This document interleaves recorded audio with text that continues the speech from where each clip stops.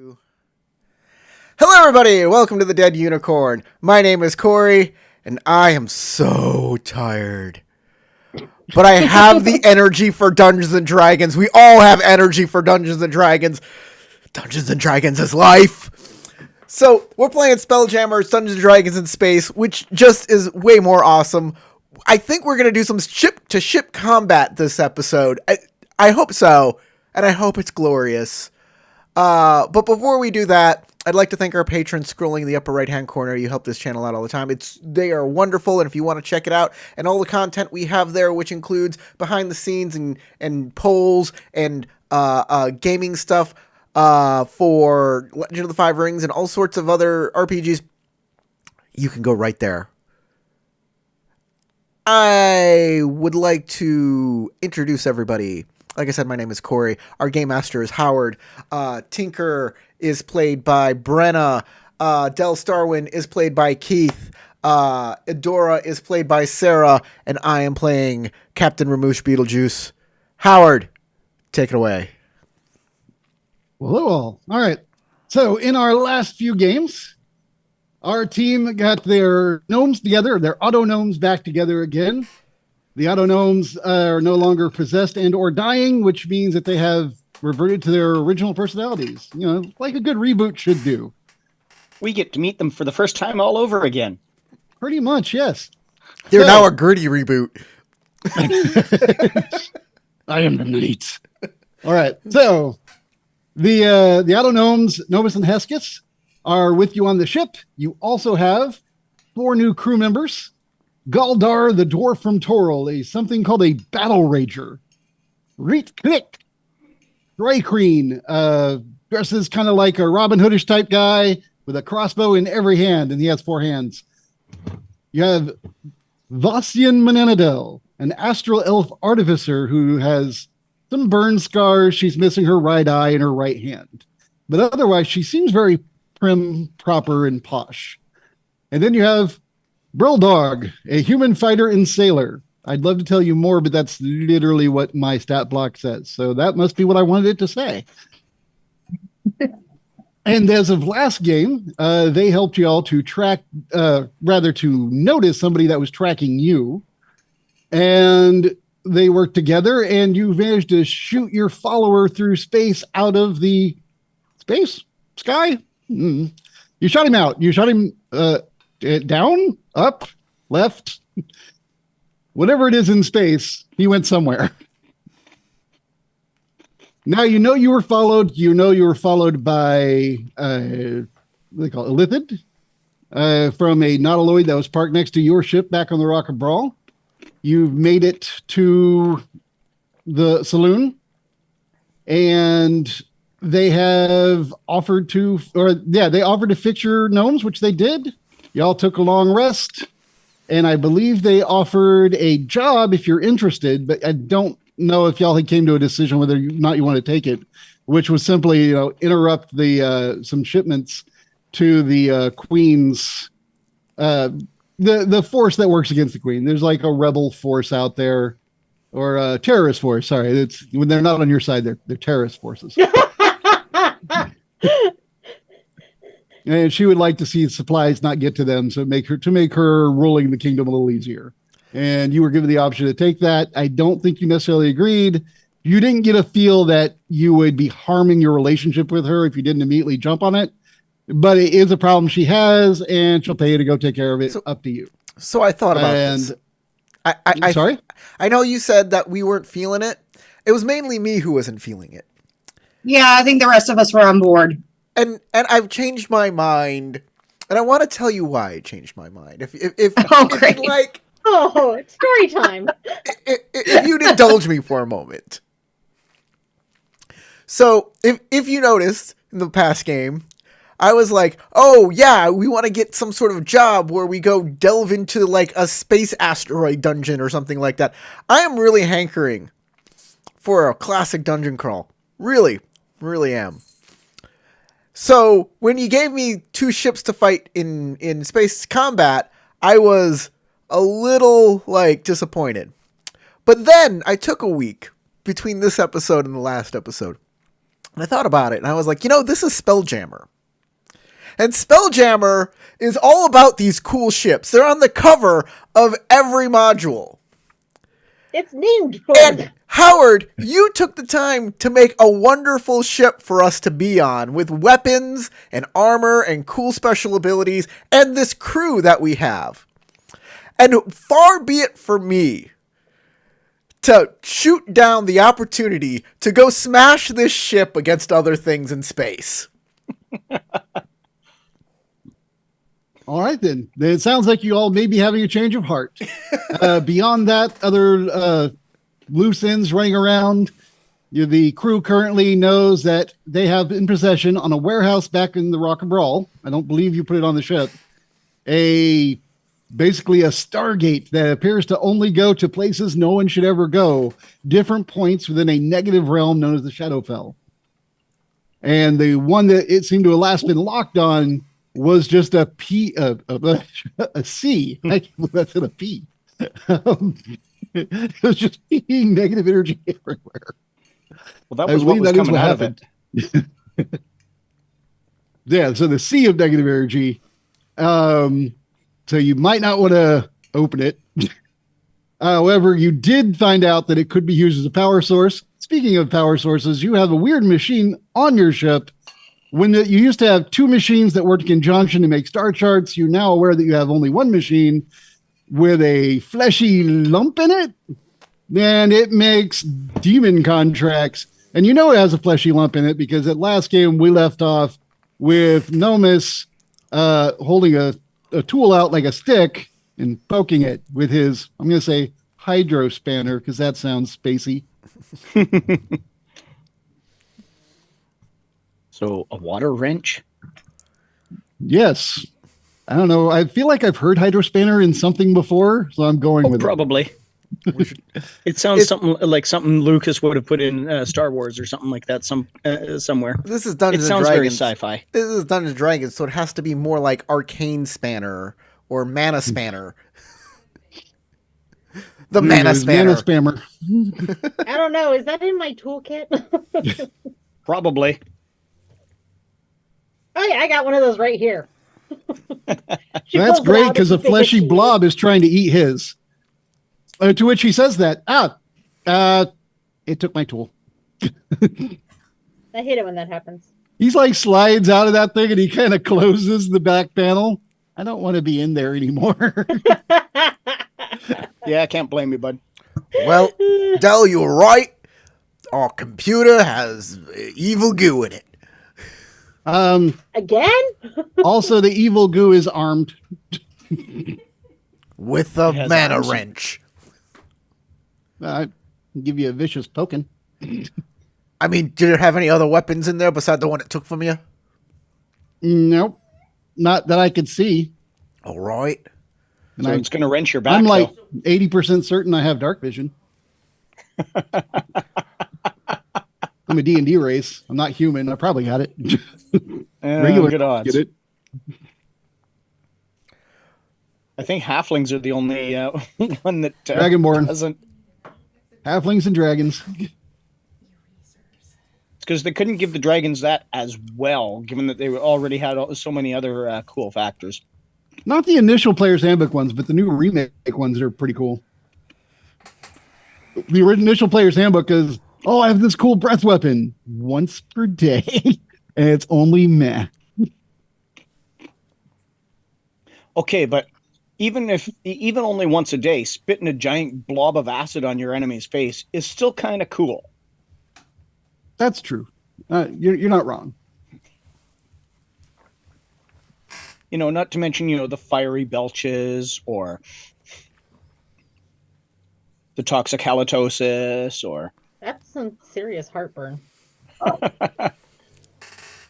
So what are you are all on the ship and aware of what's going on. What would you like to do? Well, we need to figure out what the fuck this brain is. Sorry, language. Out of character. All right.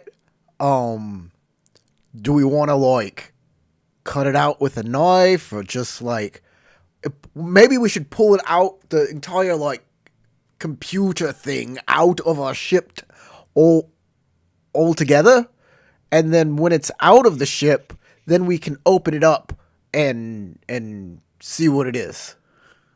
Well, two concerns with that. First, how intricately is it tied into, everything else? Anything else? Did it get itself tied into, the helm system, for example? Right. And two, how easy would it be to actually remove it without disassembling major sections of the ship? No disassemblement, Jenny 5. Number 5 is alive. I look at apparently. I look at Tink for answers to those riveting questions. Riveting. I see what you did there. Mm-hmm. If she can't answer, we'll put the screws to her. I think sleep deprivation's getting to you. Look, okay. Look, I'm sure you can nail this answer. Don't fret. Let's just get down to brass tacks.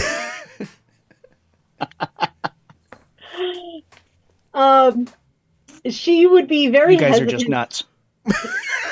to rip apart the ship, even if it's parts that we don't understand.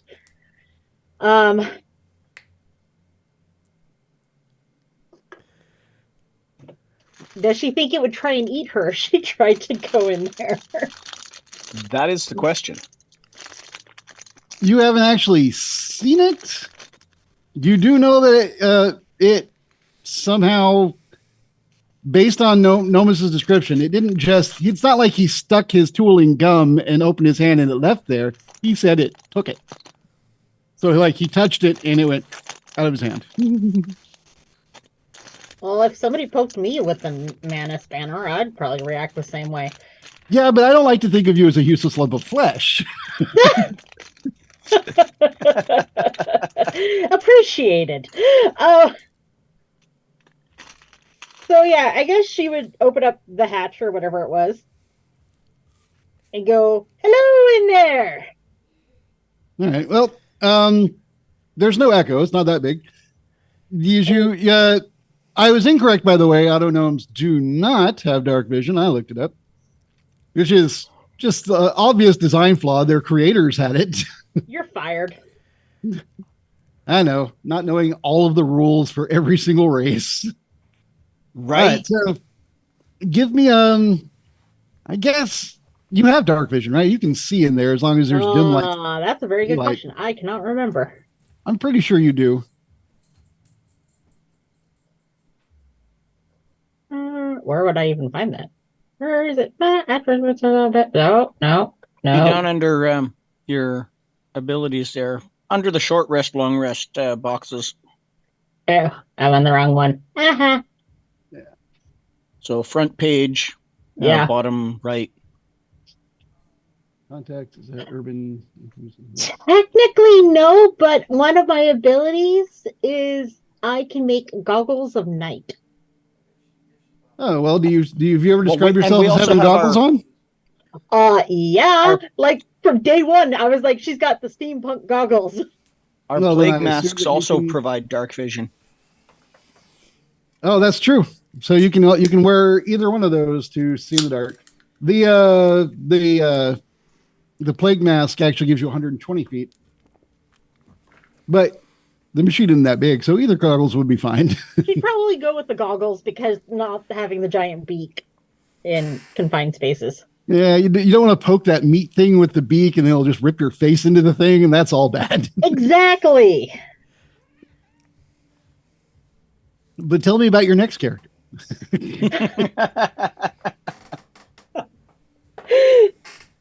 All right. So you got on your goggles at night. You look in there. Yes, as he described, you can see a little bit better because you have that. However, I think with dark vision, you can't see in full color. So you don't know what color the meat is, but you do see something that, yeah, it looks sinewy like muscles, but not, there's no skin over them. And they're just kind of it's not too much unlike gum going through hair. This thing going through the wires inside the machine is very gross looking. It's kind of like wrapped around things. It's occasionally like, I don't want to say pulsing so much as different muscles like contract, like flex. Yep. So it's alive, and there is tucked underneath one area of muscle, you do see his long pokey tool, which most likely was a screwdriver because he just opened the side panel to get in there.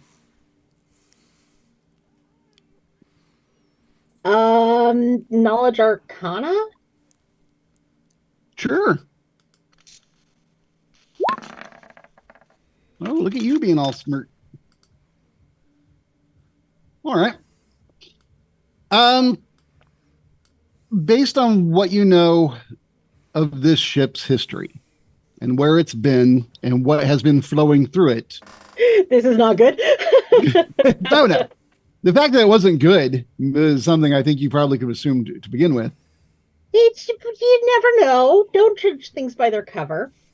Well, you're aware that for a while, this machine was probably being powered by its own power source, i.e., the puddle that was a power source that was coming from a negative energy realm. So that explains maybe why the machine was able to do things when everything else was powered down. But also, with a 24 in your Arcana, since that energy is already proven to be something different than just mana, you think that maybe there are, all the different elements are capable of sentience. I mean, there's fire elementals and all that. There's also such a thing as a negative elemental that could easily exist in the Shadowfell.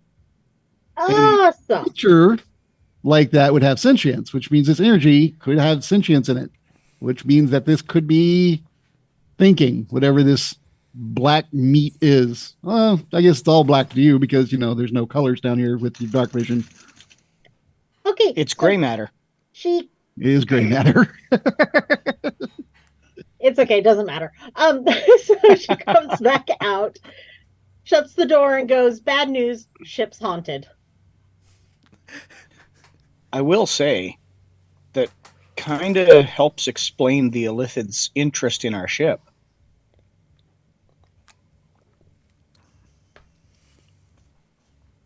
Yeah. She's like, "Nomus, Hesketh, do you by chance remember making any modifications to the ship while you were possessed?" That's a fair question.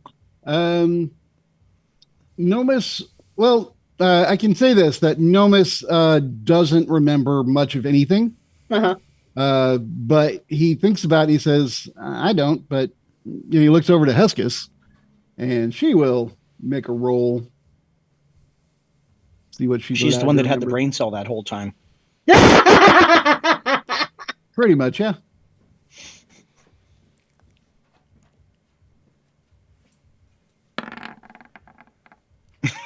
Apparently not. Wow. She gave it back afterwards. It's all kind of a blur. I'm sorry. I don't really know. Okay. Meanwhile, Balgar the dwarf is coming back from the head. If it's a problem, we can just chug it off the ship. I'll help. It is the ship. That's it's just a box. It's a box with whirligigs and doodads. Yes. What do you think makes the ship run? Y'all don't have a forge? I was told about those. So we can't get rid of the box, but maybe we can get rid of the icky black stuff in the box, right? So an oil change, you're saying?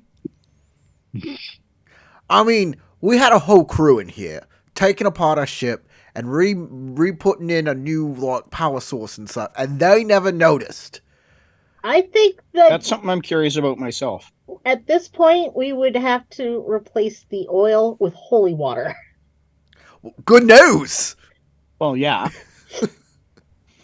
Or, the luminescence that find here on the moon.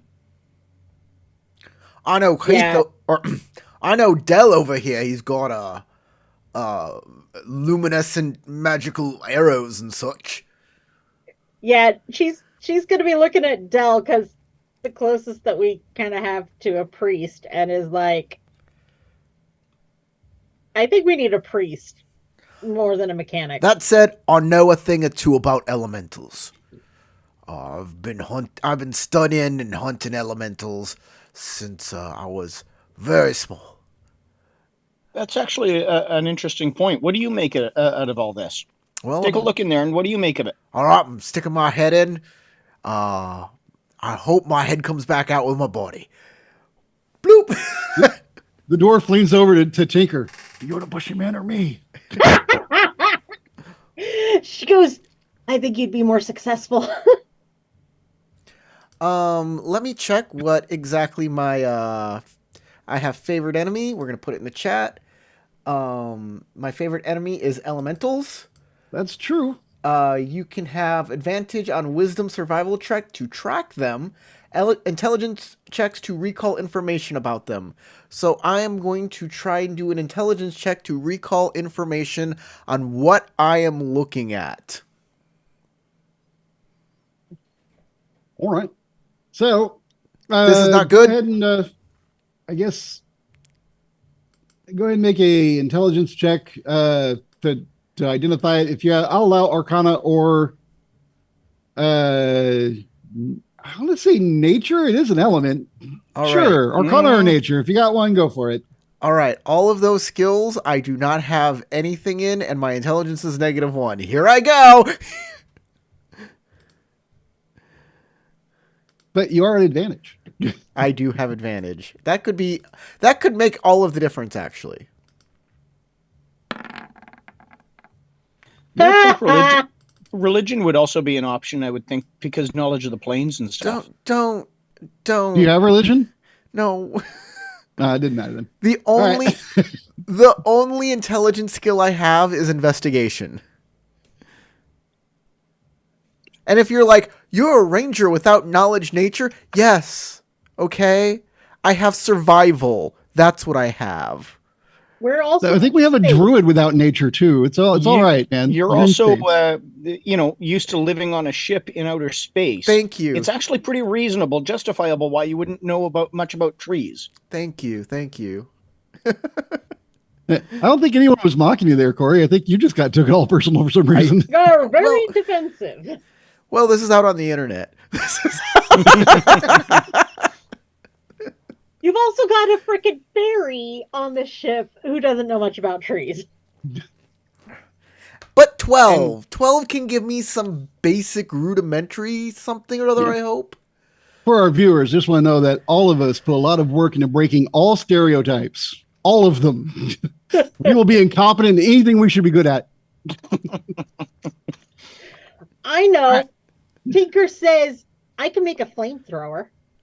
All right, so Corey, with a 12, you unfortunately know enough that her theory that might be related to an elemental is not wrong, but what you're looking at doesn't look exactly like any elemental you're familiar with, unless you're something in your backstory that would say otherwise. I'm going to say you probably don't have a lot of just a lot of interaction or knowledge about negative plane elementals versus, the 4 more common elements and maybe all the quasi elementals like ash or, steam or something. Peanut butter. Yeah, I get it. Yeah, peanut butter, that's probably an element, sure. Why not? When you said ash, all I could think was shop smart, shop S smart. I hope one day Howard attacks me with a peanut butter elemental. I'm gonna make a note. What are you gonna do? Jam him? Oh, I'll write that up in a GIF. I'm surrounded by crusty Isn't that GIF? men. Make it. Oh, what? All right. Anyway, so yeah, unfortunately, not with a 12. It's not, your knowledge in this area is not specialized enough to Okay. really have a full understanding. If it is a negative plane elemental, maybe it's incomplete, or maybe it's not a very powerful one because you would expect it to be more formed or something. You're not real sure what you're looking at. Is this It is gross, whatever you're looking at. You've decided that much for sure. does it I probably have no idea. But is it just like hanging out in there, or does it look like it's a piece of the machine? Have you ever seen like a snail on like a leaf, or like a worm on a leaf, and it kind of like curls around? Like it's not a part of the tree, but it's tangled in enough bits. Right. It looks like it's like that. It's hanging out there, but it's not attached. You could unfurl it maybe, but it does look like a pile of muscles. So you think that it would have some give, and it did steal a screwdriver. Tinker is going to put together a flamethrower. Neat. So my head's still in there, and I say, hey mates, I can cast Sacred Flame on it. What do you think? Well, I'm in Yes. here. I think Just don't burn my ship. Oh, That might be a thing. all right. I cast Sacred Flame. Here we go. If you need the information on it. Yeah, I just need to make a dex save. I know. Okay.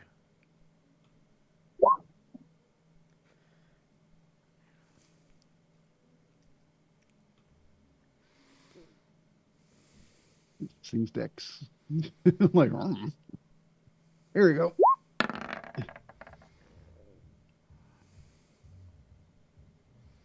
Yep. All right. I take how much was it? 9. 2d8. It's Yeah, 9 but what points did of they roll damage. is what I'm asking. It's 9 It points of was a 9. damage. I have my fighting style on mistakenly. It's 9 points of damage. Okay. I've already, yeah. Yeah. Oh, I see it. It moved that up so I could also see the spell card. All right. Okay. So yeah, it takes the 9 points of damage as the energy began to pulse and come down. It did try to move, but it's kind of just tangled up in all these like wires and bits, and it was not able to really get out of the way. And there's a sizzle and a stink. Hey guys, I think it's working. It's stuck in there and can't get away. I'm gonna do it again. I can do it. I can do And this. as your head is inside this thing, Oh no. it goes completely black. Uh-oh. You can see nothing. I'm blind. Even with the dark vision? Even with his dark vision. As for Tinker and the dwarf who were standing behind him discussing the amusingness of pushing him in, you can both see a blackness, like an inky blackness surrounding the torso bit that you can see going in. Because I'm assuming you didn't like try and get your whole body inside or anything for any reason. I Tinker assume you tells just the kinda stuck dwarf your to head grab in to him by look. the scruff of his neck and pull him out. All right, sure. The dwarf's happy to help you. Just he does not rage because he's not really upset. He's just confused. I can't see. Oh God, it's bright. Let's see. That's and he's proficient in athletics, so Well- he'll give you a good bodily pull. So with a 25, you are yanked out of that thing so fast. You're like Your head's everything goes spinning. dark, and then you're on the other side of the room and a little bit dizzy. You're like, so this is what it's like feels like to be born. I think I activated its defensive technique. Yeah, I saw the ink sac. You made it ink. There's still ink residue on you. That's good news. Sorry, is it on me? Do I have any? Nah, I don't. I'm good, right? Yeah, you're good. Hold on, you get a little bit of something there, and she deliberately smudges some because she's obviously always covered in it, or has like some oil on her or something. Like deliberately smudges it on his face. Oh, thanks. This sounds accurate. She does like a little half like a curly mustache. I noticed something like that. Oh, yeah. You she's better really make a bad. sleight of hand for that much. Okay, I will totally do a sleight of hand. Make a sleight of hand. Oh, that's a nice sleight of hand. That is my passive perception. Well, that's her difficulty, so she made it. She made it. She just steals something. No, she put a curly mustache on me made of ink.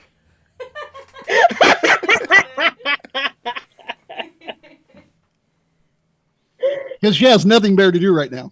There's certainly nothing else going on in the room. That, as far as the Fae is concerned, I have this one opportunity to draw a mustache on someone in plain sight and they'll not notice. I am not missing this opportunity. Yeah. She goes back to However, the he's laughing his ass flamethrower. off. He has no idea what's going on, and that stuff's funny. She goes back to building her flamethrower. How long does that take you? Is that like an hour deal or what? Me? Yeah, I assume that was a feature on your artificer. Is that? Nope. I just said she's building a flamethrower. Oh, Let me okay. check out my spells.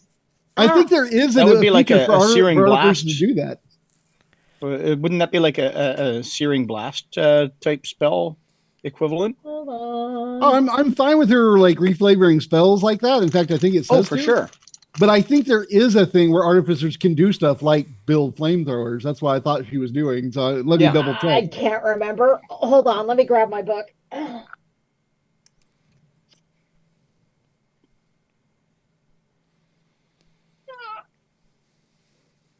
Hard copy. Today we're going to take a quick class in Artificer 101.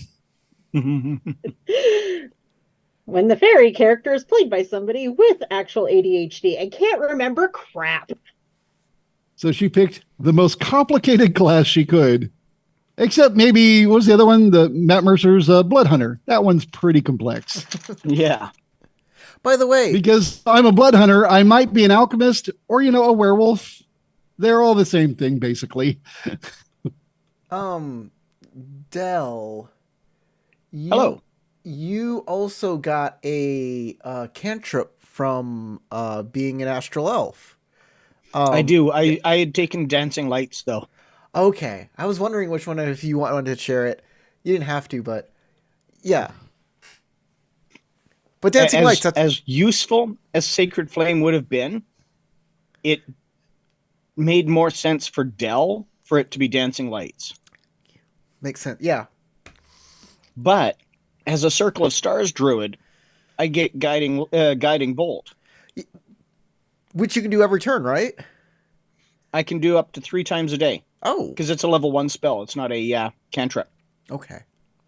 Okay, technically I could build a flamethrower if I'd gone with artillerist, but I did not. Like the fool that I am. That's actually what it says next to the woman that y'all hired. Artillerist is what I wrote down next to her, but I didn't write down a full sheet. I guess I figured I'd look it up or make it up. There we go. She can help me build a flamethrower. Absolutely. She will totally do that because that's her thing. In fact, you will quickly gather that she is as excited to do that as Tinker is to do most things. Tinker's like, okay, I like you because you'll help me burn shit. Oh, yes. Like, all right, so someone who's like a pyromaniac loves to make things burn. Is there a separate word if you'd like to see them specifically explode? Or is that still just pyro? I think that's just pyro still. I'm a subclass of pyromaniac is what this woman is. Yeah, that's what I'm doing. Combustomaniac. If you're able to make it a holy fire, then you can make it a sacred flamethrower. Ooh, or is that a pun, or are you really hoping that we can make that happen? I mean, it can be taken either way. Best I got is continual flame on my own. Really? Yeah, but continual flame is just illusion. It's just a permanent. That's why I light said spell. the best that I could do. Shut up. I mean, yeah. Keith's I got played a a point. game once where somebody allowed the priests to bless oil instead of water. And that was really, really bad. Keith does have a point, though. I can This do is- branding smite. This is Dungeons and Dragons, the game where like a pun can become a spell or like there's an entire book or multiple books devoted to that kind of, D&D shenanigan stuff. The player's handbook itself, the material components of spells are jokes. A lot of them. There's a reason why it's a copper wire that is used for message as the material component.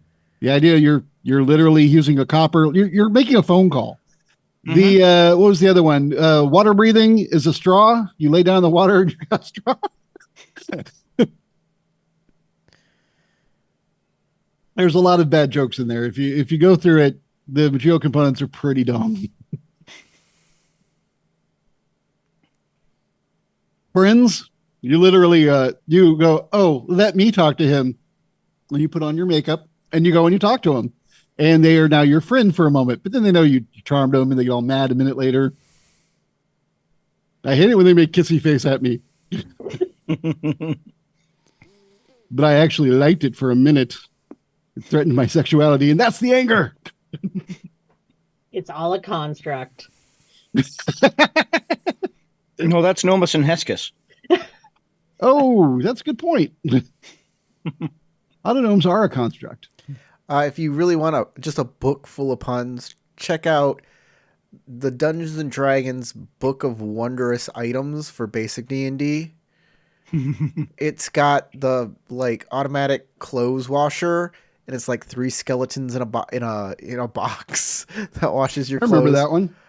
There's the bard in the box, and I forgot what that is, but the picture is like a gnome holding a boom box with like a mohawk. It's just full of that kind of nonsense. 80s dungeon magazines or dragon magazines were full of stuff like that, especially the April issue. All right, so Tinker, since you're the PC, I'm going to let you roll with advantage and see what y'all can come up with. Sorry, I fell down a bit of a rabbit hole. What am I rolling? Roll your Tinker tools with advantage. Tinker tools, that's what it was. Which is going to be intelligence based, and you're proficient in it, and you have advantage. So you should knock this one out the park. And you did. Double 18. Nice. All right. She hands to you basically a tube that there's a little igniter switch, a little clicker on one end. She says, unscrew this, and we're going to put this oil in there and screw that back on. Then you're going to take, well, this is more of a cannon, really. Sorry, but it's going to do what you need it to. This viscous stuff is going to spread out inside the thing, I hope, and then light up. So it's even be slightly better because it'll continue to burn. And she hands it to you and says, I'm going to need you to fire it while I take notes. And she has the pad, and then she could not look more excited. Tinker's probably, this is smell of probably napalm bigger in than the Tinker morning. is. So she's going to be like, okay, who wants to try it? As she's like trying to hold it up.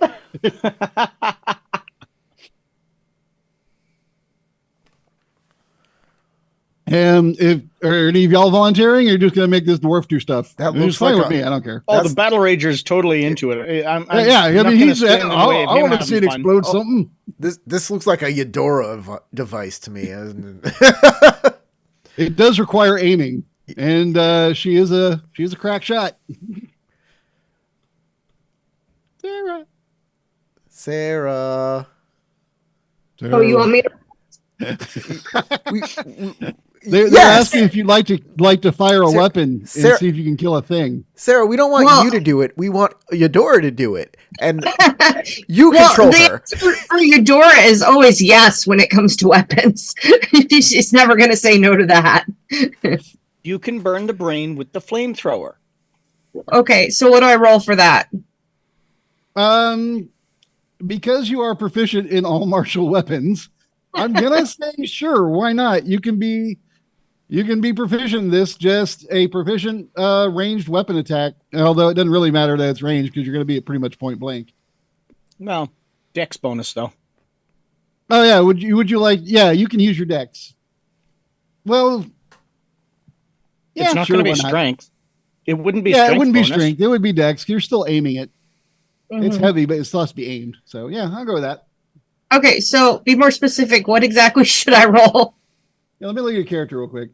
Pick one of your ranged weapons and roll on it. That's what I was exactly gonna do for her. Is just look at that and say, yeah, you can just roll your light crossbow. They Roll all- the back to hit. Bonuses. Okay, Yeah. I know everyone's going to laugh at me, but I just remembered that I have a construct pet. Would you like to use the pet to fire it? No, but I had to announce this that I have a. She's Yes. had this the entire time. WD-40. We've never met her. We've never met the pet. The At this very moment, it crawls out from under a blanket, and it was there the whole time. Well, yeah, she had the WD-40, the little automaton. Right. This one is. They're like, here, aim this, flick this thing, and that'll create a spark inside of it, and it's gonna go boom. And you're like, I have no idea. And the kick surprises you because you rolled a 1. But I mean, it's still the shot goes inside the machine, but you have no idea what it hits. However, I have a you can question. feel the heat coming from inside the machine after a moment. Okay.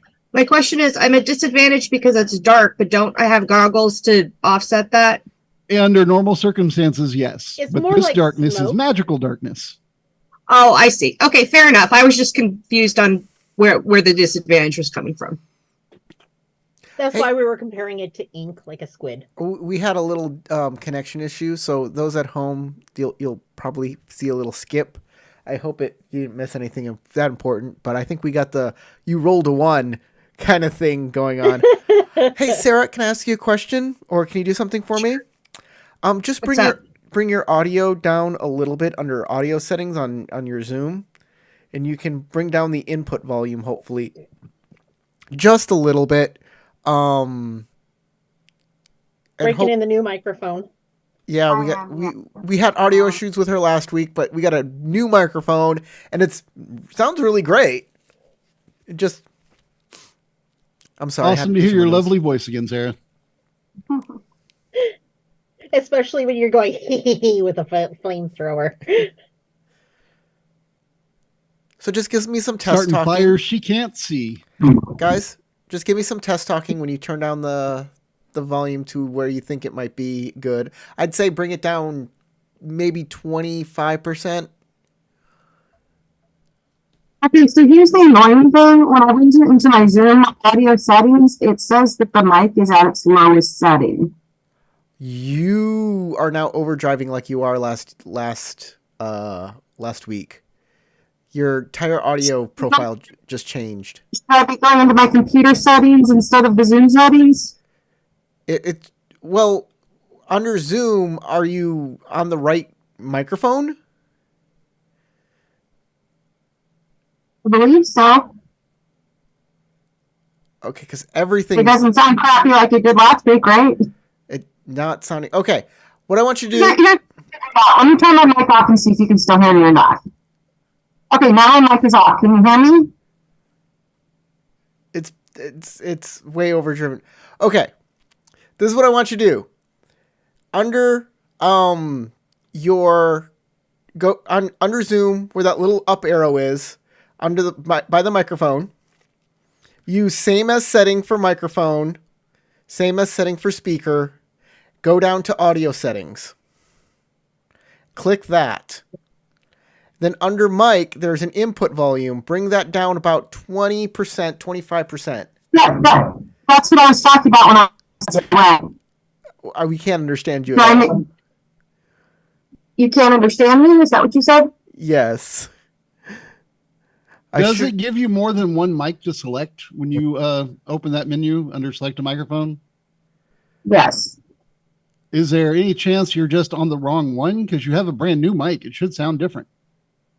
Well, let me try clicking over to the other one. Is that any different? Boom. Yes. There we Yes. go. You got it. Okay, so that's better? Yes. Okay, so it must have somehow defaulted back to the webcam instead of the microphone. Sorry about that. I am a tech genius. Keep drinking there. You're something there, bud. I still need you to bring down the mic volume, maybe 10%. Okay, now I can do that, yes. Keep talking. How's that? Bring it up another. Bring it up 5. Half that. How is that right there? Pull it all the way back up. Not all the way, just where it was before. How's this right here? Very That's sexy. good. Yeah. All right. All right. I'm sorry about Bruno the thinks you're viewers. sexy. That's all I heard. Sorry to the people watching this home. Hopefully you just skipped right past it to this mark right here where we can get back to the game and Eudora frying everything in sight with the flamethrower. I will be quiet now. Why couldn't it have blipped out during that tech part? If it had, then Corey would have been focused on fixing that instead of Sarah. So, Fixing Sarah. I'm fixing No, Sarah. fixing the bunny girl. There's no I think fixing that would take more Sarah. than a couple minutes. There's absolutely no fixing Sarah. Yeah. She's beyond. She's She's not amused. she has evolved. Now she's the monster from Species, which means she's a hot, Eastern European chick, which is kind of cool.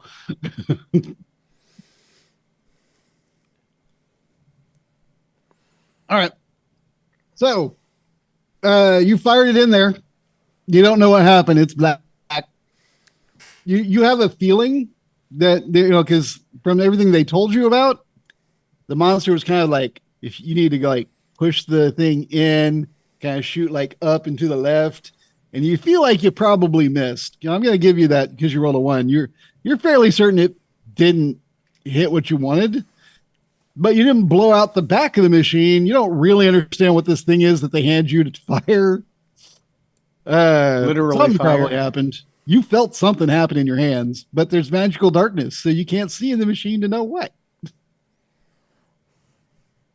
So what I Can I imagine is happening in the machine right now is there's a negative energy monster going, ow, hot shit, how do I put this out? Oh, crap. Can I try to fire it again? Sure. Yeah, the loading process isn't too hard. You can get more of the weird goop that was put into it from the artillerist over there. All right. Damn. I'm either rolling really good or really bad. Its disadvantage is made to just increase the chance that you will goof up, and you did. Yep. I did, yes. So, if you were just rolling average with your stats, you'd be knocking it out the park. But you're doing excellent and awful every time. No. You're absolutely wrong, Howard. She is rolling average. No, what she's rolling Doing can the be two. averaged to the average. Yeah, exactly.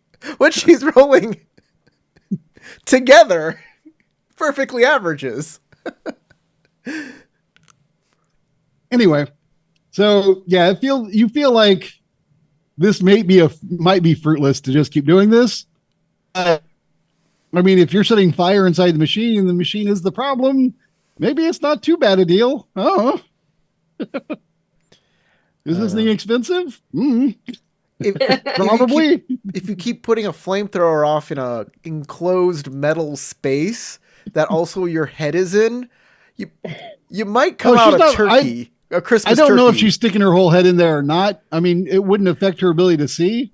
So, So probably not. Hey, maybe we could just cook it slowly inside there like a fire. I don't know. Like a rotisserie. Just like set the fire in there and then you just repair it later, right, Tink? You know, she's not hating this idea.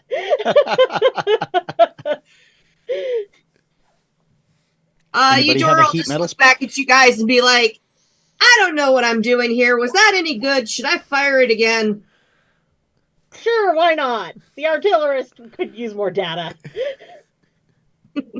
She's definitely Alrighty for. then. She's like, yes, keep standing.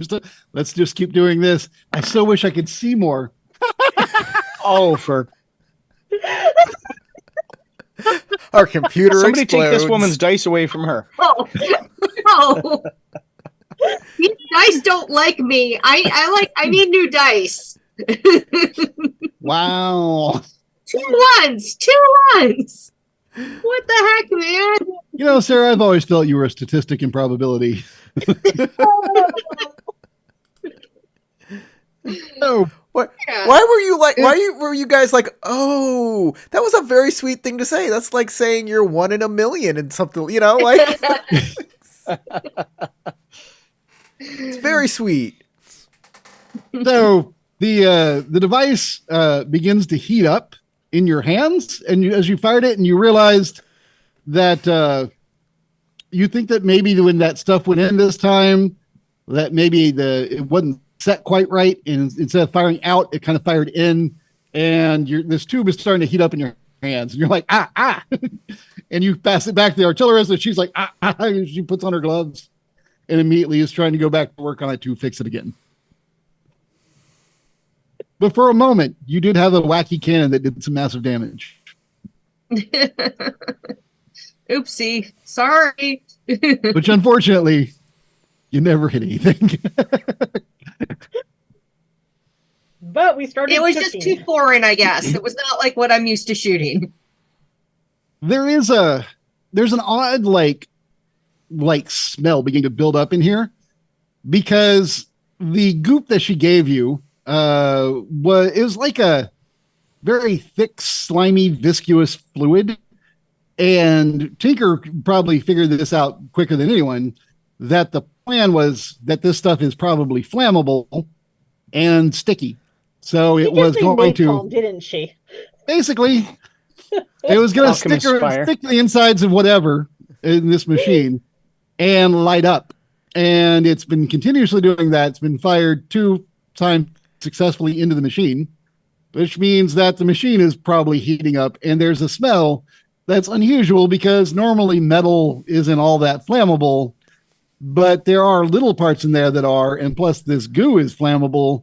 And while you can't see anything inside that machine, the machine itself is becoming warmer, and there is a weird, just like sharp, acrid smell beginning to hang in the air. Does it? Tinker's just gonna put the bolts back onto the hatch and be like, we're just gonna let it cook for a while. Right. Does it So smell Let's like? open a you'll window. notice- Does it smell like cancer in here to anybody else? Smells like roast pork. Dacian looks Smells down like to burnt toast. Galdar and asks Galdar if he would do her a favor and just start touching random areas of the machine, tell her where the heat is. And Galdar does it. He's like, ow, ow, ow. I'm going to say Everybody- most of it. Everybody who breathes air, I suggest leave the bridge. Hey, Del, we gotta get everybody out of here. I don't offer any type of medical care for.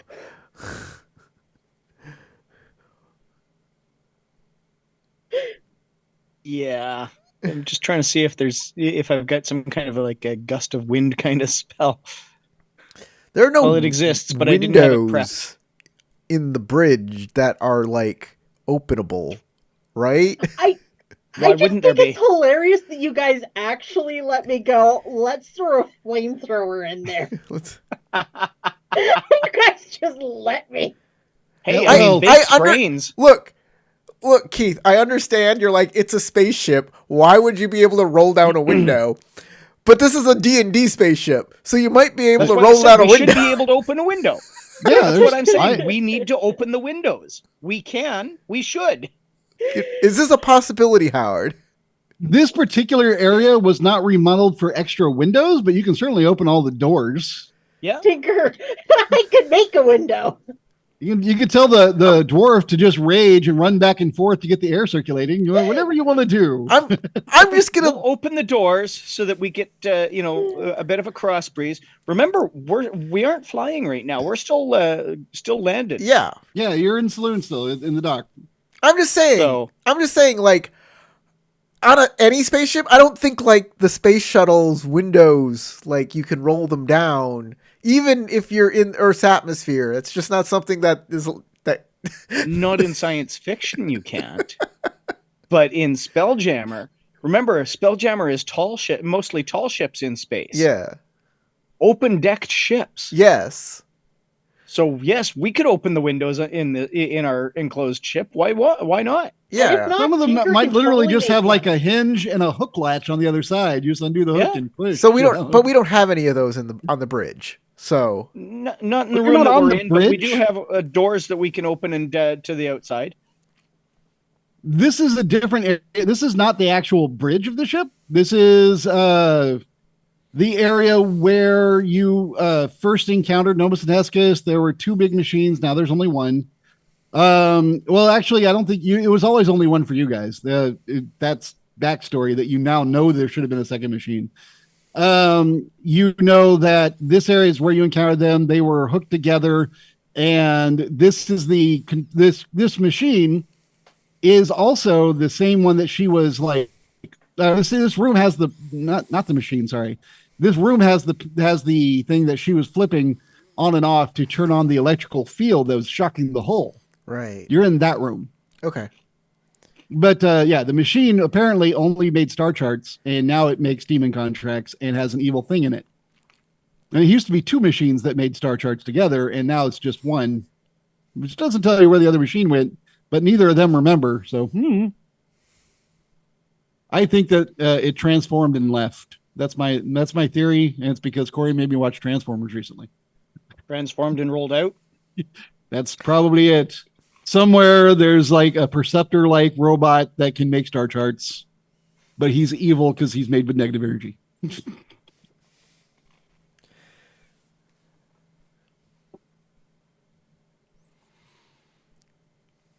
So Okay, are well- we actually succeeding in slowly cooking the elemental?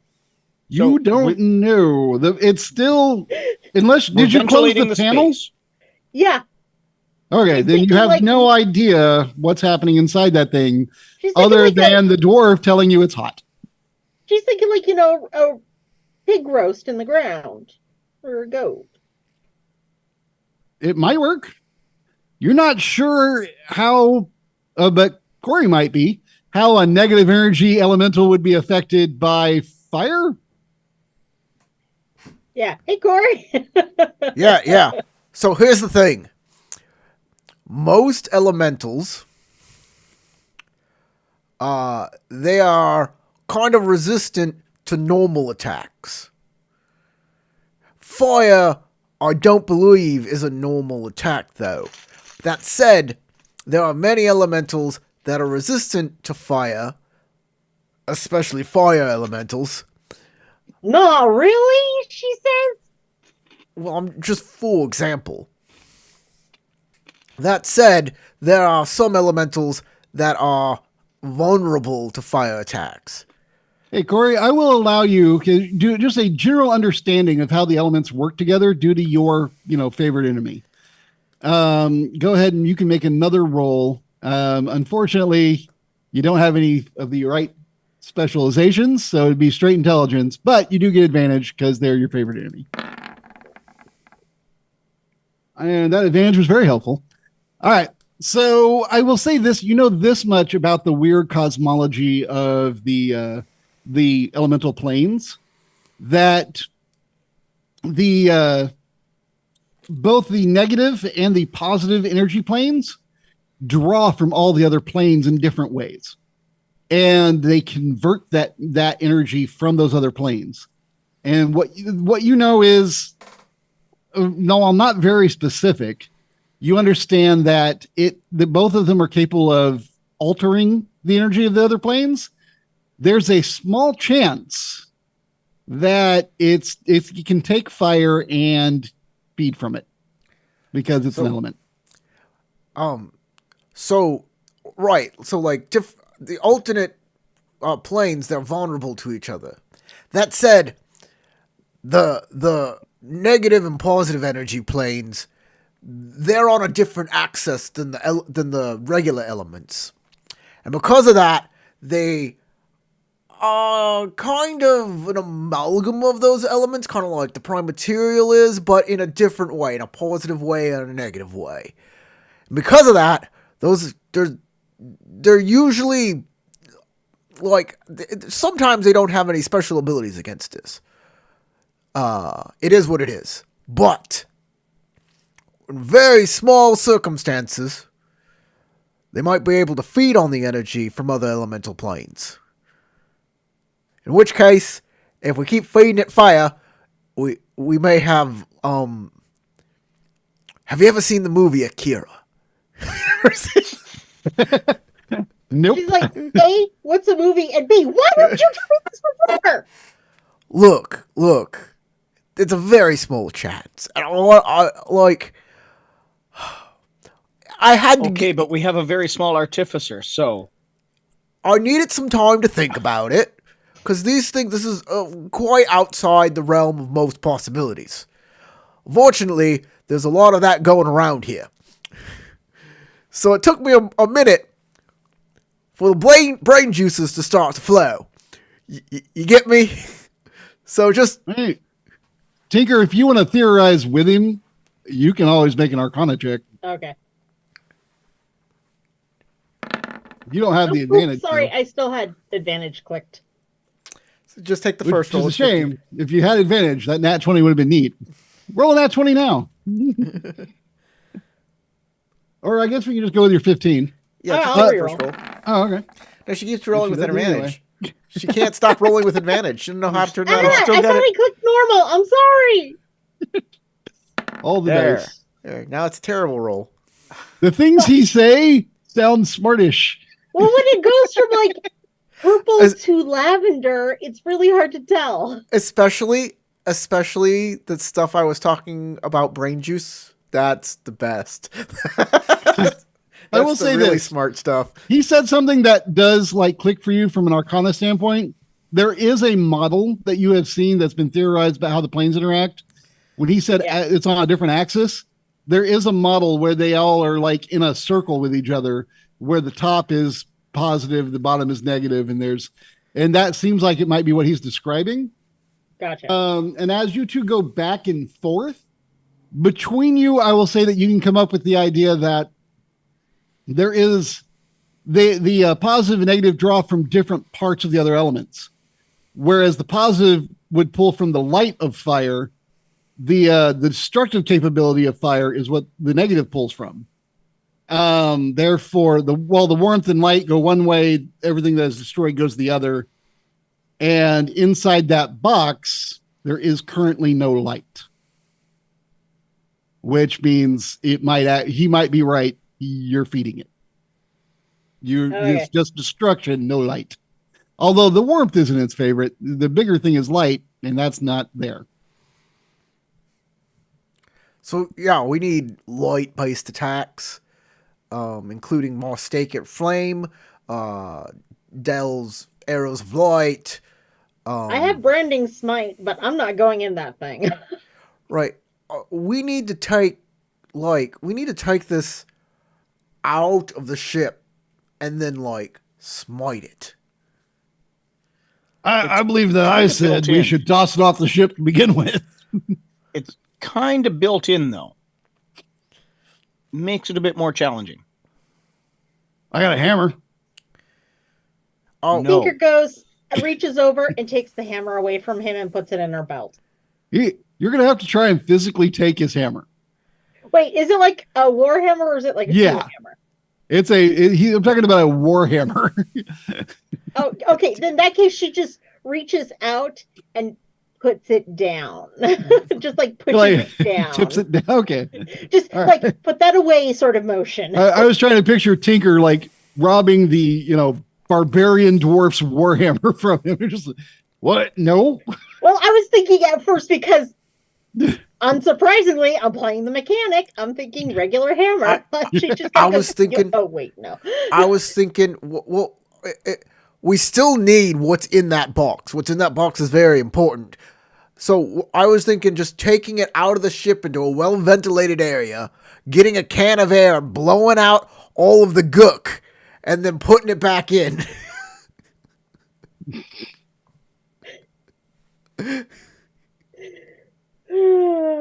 So you're just gonna shove like an air elemental into like a barrel?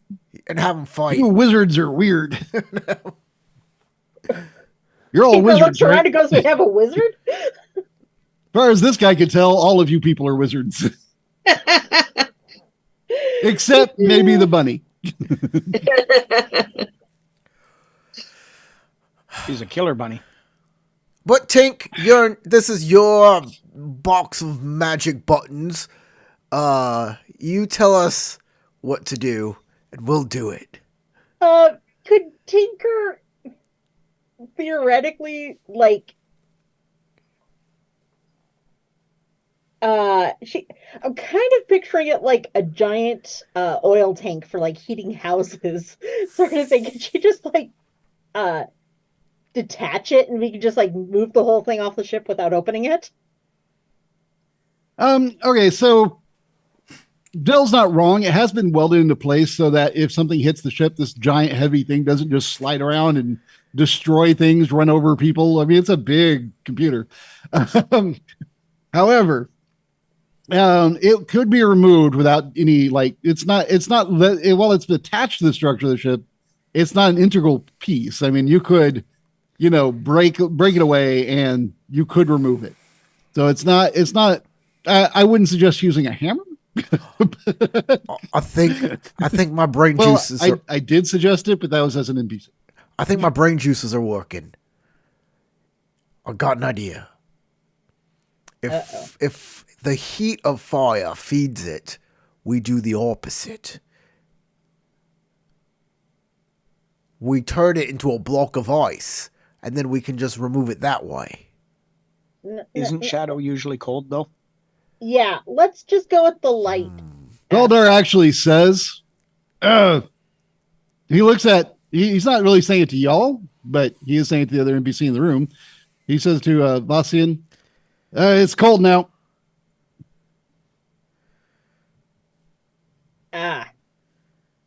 Okay. Just remember, she had him just Yeah. touching it and she was taking notes. There he goes, like real cold. Yeah, if it feeds off heat, I mean, normal shadowy stuff is probably cold, but I think this one's different. Maybe drop another sacred flame into it. Okay. Tink, can you pull off the side of it and see if it's still inky black in there? Yep. She'll do that, and she's also going to cast Branding Smite on her crossbow. And then fire away. So that way, basically, when we pop it off, you do your flame attack, I do my radiance attack, and away we go. All right, you pop it off, and you see that there is an inky blackness at the moment, or at least not that you can tell, but you still can't see through it. There is a lot of like metal slag that is covering the area. However, as someone who builds things for a living, you're well aware that it's not likely that the heat made the slag grow a perfect waterfall of slag over this. It looks more like something was melting and then was moved to cover the area where the damage was coming in from before. In fact, you can even see a couple of wires that are kind of embedded in the slag, like probably not intentionally, but they were melting. Everything was melting in there. There was a lot of heat for a moment. Melting. And then it whatever this is reacted in a way that makes some basic sense. The damage was coming through this hole that keeps opening, so it has covered the hole so that it can't open. I mean, you could possibly, well, maybe not you, but you could probably get that dwarf to kick that in if you wanted, or knock it in with a hammer. You have a feeling he would do it without a question. At this point, she's wondering if she could just re-weld it back on if they just like get cut into the side of it.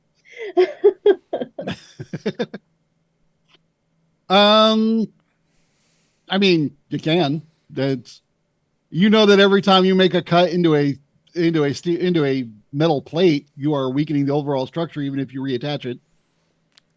But that's fine. I mean, it's not like this structure was designed for combat. It's designed to make, you thought, star charts, or at least that's what you were told. And then parts of it started melting. That's before that it started making demon contracts. So, you know. I look at that and I say, I think it's busted.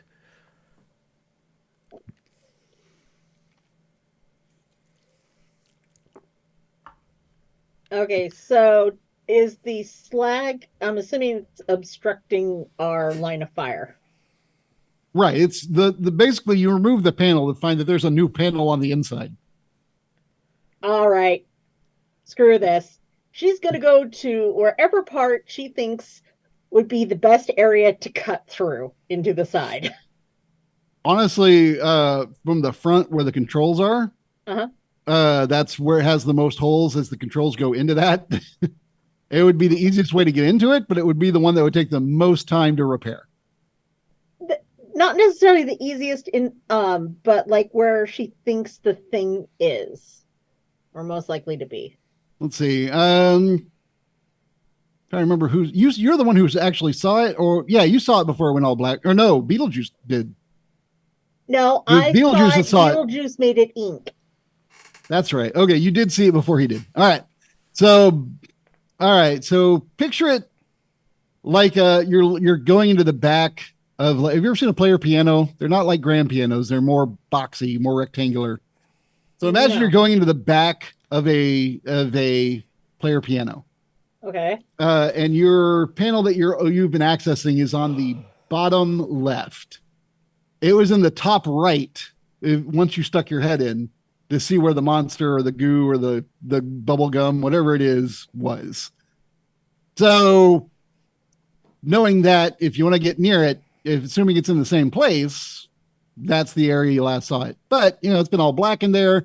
Clearly things have been shifted in there, so it may have moved. So you can't be 100% where he is inside that, or she, or they, or it.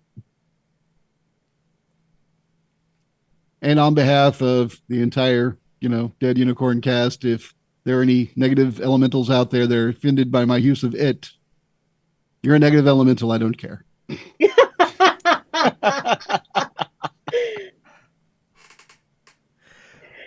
We break stereotypes here at the Dead Unicorn. It's actually a good negative elemental. It's actually they like flowers. They help the sick and needy. Like flowers, but they look at the flowers and they're like, they're just gonna die. Everything dies. They're so negative. They're always casting shade on their friends. That's all that it is. All their drinks are half empty.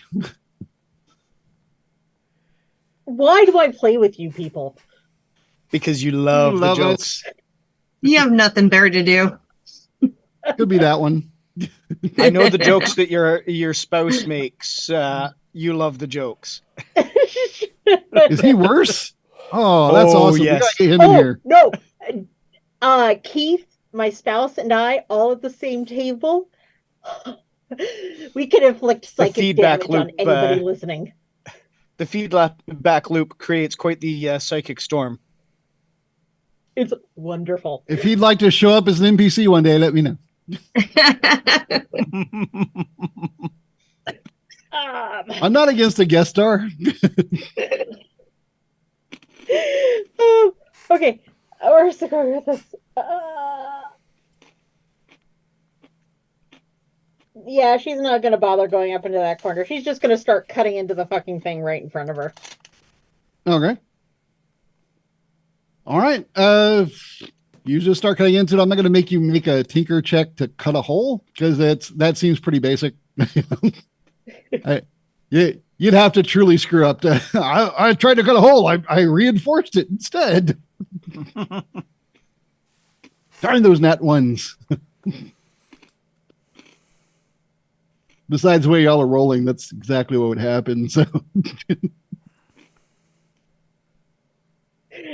Tinker, like from Wreck-It Ralph. Why must I fix everything I touch? So what are the rest of you doing while Tinker begins to cut into this shell for a monster? I'm ventilating the space, opening doors, whatever else I need to get airflow through here and get some of the stank out. All right. Sounds good. Ramesh, you got anything? Yeah. I pull out my whip because if she gives me a good look into it, if it inky blacks me, I can't, because I do believe that my spell Sacred Flame, target a creature you can see within range. I can't target it unless I can see it. Yep. But if I have my whip, I can still whip it. Whip it good. At disadvantage, but yes. At disadvantage, but it's far better than no rolling. No chance at all. No, yes. Okay. By the way, I got to point this out. I saw the Indiana Jones 4 commercial, and my first thought was your character, whipping out the whip and scaring everybody, and then they all just pull out guns. Oh yeah. I was like, "Yep, that's Corey." Oh yeah. All right, it's like the monkey has a sword. We all have swords.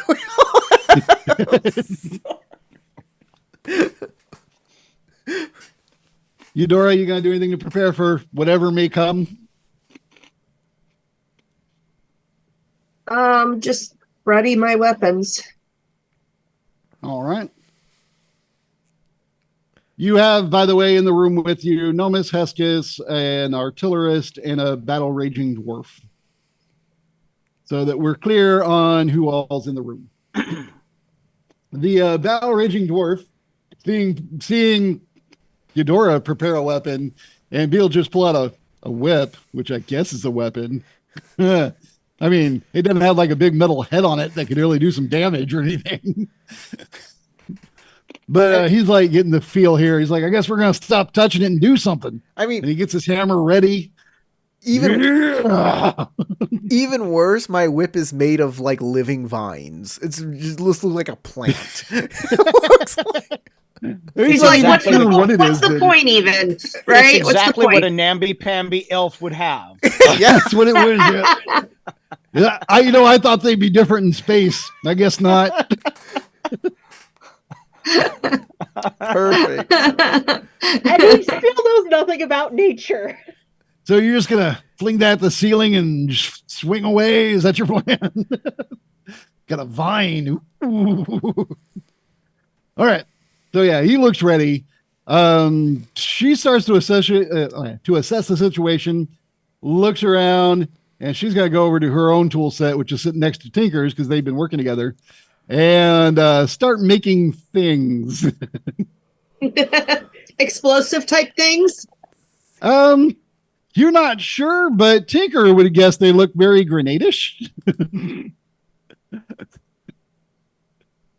Because, there's certainly nothing bad that could happen with a grenade in a small area. Not that I'm aware of. I'm thinking Ira was totally the wrong. I think this is time. This is time to cast a fireball. Obviously. To be fair, y'all did extensive interviews, and I told you this is exactly her personality based on your very high insight checks on her specifically. And y'all that's not what I'm complaining about. I'm just thinking Tinker should have gone with the blowing shit up. Oh, okay. You're like, she just picked the wrong subclass for herself. Yeah, that's pretty much what she's saying. She's going, she has a little bit of envy.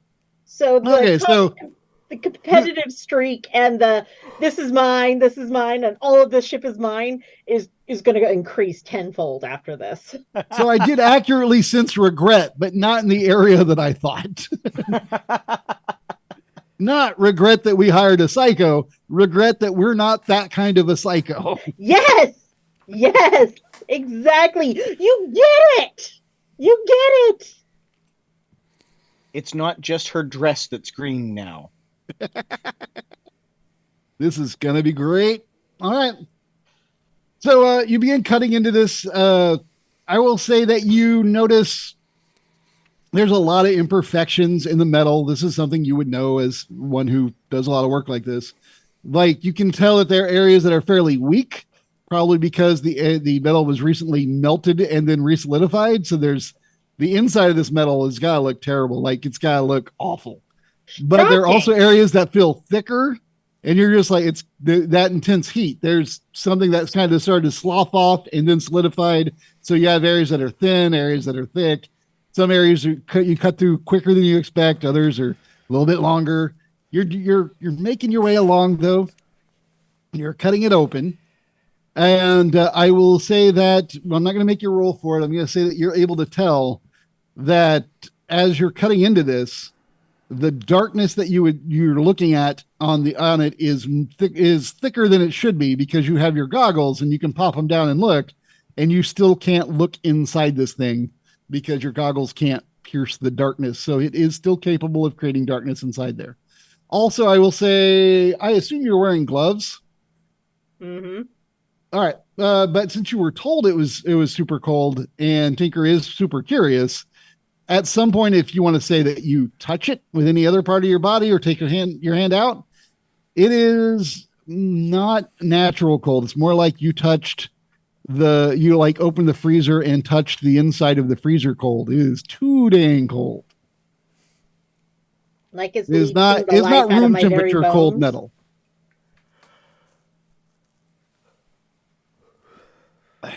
And you continue your cutting. I'm going to say that cutting through this going to take you probably about 5 minutes to make a good hole. I don't know how big you want to make it. Or you want to make it like you sized or Beetlejuice sized or just your arm sized. That will take longer depending on what size. Somewhere in between me and Beetlejuice. All right. So you want to make a gnome size hole or a dwarf size hole? How are you cutting this again? You got like a big metal cutter or something? I assume she does. She has the tinker tools. I'm just going to say that there's something in there that cuts metal. All right, that makes sense. I was hoping it wasn't like a welder or something, and we're all like going to get cataracts or something. We're staring intently, waiting to fight it. Well, she doesn't care. She's got her goggles. Yeah, they actually increase your ability to see. They're not night goggles, as in it's like it's night when you put them on. Oh no, she's got like the face mask goggles. Oh, okay. She's got. Have you peril sensitive sunglasses? Anybody know what those are? I knew Keith would. Exactly what those are. All right. So yeah, you have basically it's more like a metal clamper. You're like cutting into it and you wrench it and you cut and you wrench and you cut. And the tearing of metal sound is loud and kind of obnoxious to everyone's ears. Except maybe you and the artillerist over there who are both like, yes. Oh, she's got earplugs going. All right. And so do the size of the hole. I'm going to say it takes you 10 minutes to cut a hole. Unless anybody has any last minute things they want to do before she pulls this thing open. I'm going to say you can pull it open. You do see that it's all black. Describe to me how you're pulling it open. Or do you push it in? That's also an option. I mean, it's like a flap at this point. You can pull it open or push it in. He's going to fly backwards and have the Battle Rager bash it in with his hammer. Yeah, we're on for that. He's going to step up. He's ready to take his swing. Howard, I feel like at this point, unless Corey, you about to say something? Yeah, I hate to be that guy pointing out the rules, but on spells, these spells have like are blocked by walls, and that's why we couldn't see inside of it. But once we open a big hole, that inky blackness should go out to its full range from its source. So it might envelop the entire cabin if it has a large... I believe it can shape it. Yeah, but it can't go around corners and such. Right. Well, it's not open yet. Okay. Just... This is literally about to be open. If it can shape it and make it as small as it wants, then that's fine. I would just want to let you know that, all right. Yeah. I appreciate how you're thinking, and that could be a fun twist to add. I'll consider it, but it can absolutely shape it. All right, So, excellent. Then never mind. I was just at this point, sure it is not coming out of the doorway. I was just because making the door sure that has not been opened. We're following the rules, even if the rules hurt the crap out of us. And speaking of hurting the crap out of you, as he's about to take his swing, would everyone like to get in on the initiative? Sure. Don't mind if I do.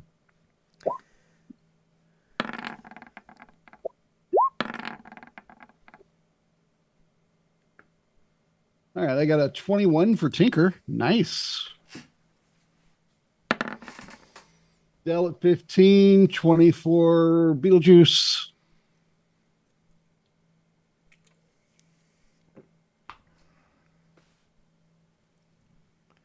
And Eudora at 11. And then I got to roll for other stuff.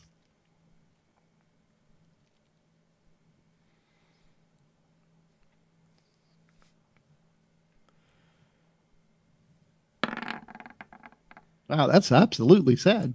But okay.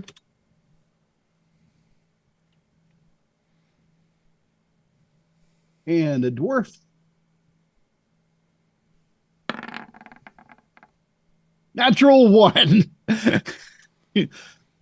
That's funny because he's starting all the action. So basically, y'all are going to have a bunch of held actions, maybe? Well, his action starts the whole thing off, though. So he makes the strike, and then basically, because as he's recovering from hitting that thing, and getting out of the way rest of us all get our fire. stuff, and then the next round. Wow. Yeah, Beetlejuice, is your dex better than 12? Yes. All right, then you will go before her. The artillerist here is going also on 20, but slightly after you. So, yeah, we Okay, all so we'll wait until he'll the thing's take his. smashed. Well, see, he goes last. So y'all see him about to strike. He strikes. Did you all prepare anything for his actual striking? Like, there's anything I should know about before we go to the next round? Tinker was starting to cast her branding smite. Okay.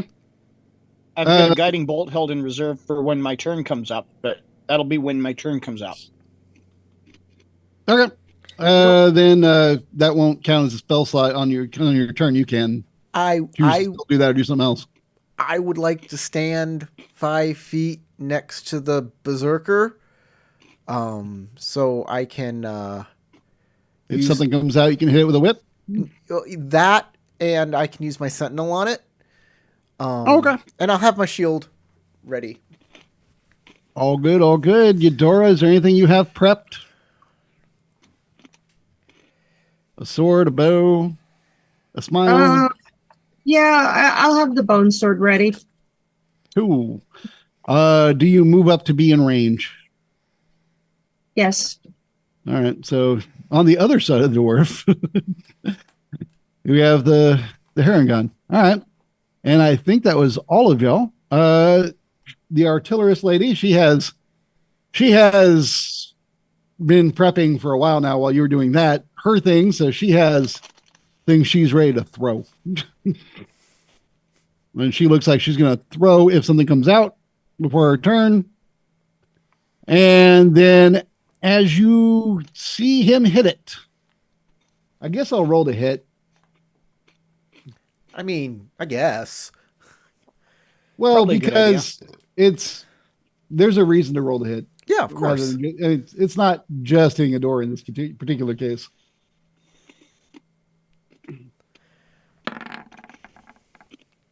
Yeah, 15 hits a door. And damage. Oh, is the creature hitting the dwarf and not the other way around? No, he's hitting the door. And I was asking y'all what you were doing. Battle while he's Rager. hitting the door. Okay, so this is the Battle Rager's attack. Right. Got it. Okay, the door has been made by cutting into the metal. So the door is super weak. Basically, he's blowing it inward with no problem. And as he does, your sentinel will go off.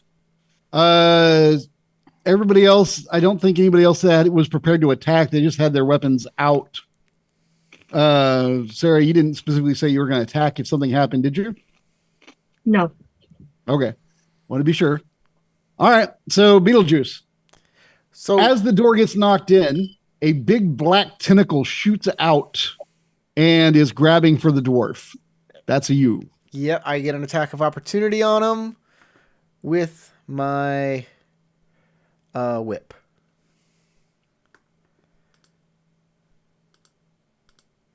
Oh, I don't get advantage. It's just normal roll. There we go. Okay. No, that definitely hits. And I take 9 damage. Is that correct? I turned my dueling off. Yeah, I have dueling too, so you'll take another 2 points So of 11? damage. Yeah, 11. All right. 11. Got it. And...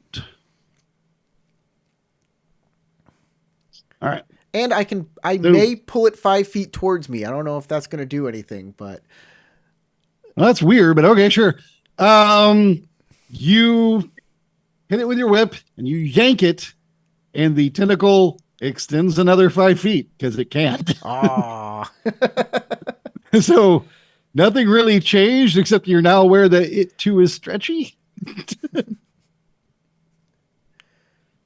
it can still attack the dwarf though. It still gets its attack. Yeah. It does. I'm doing it.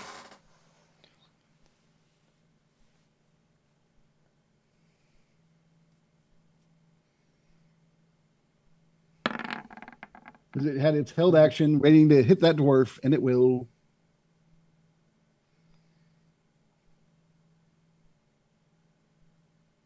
It doesn't do as much damage as the dwarf's attack, or it might.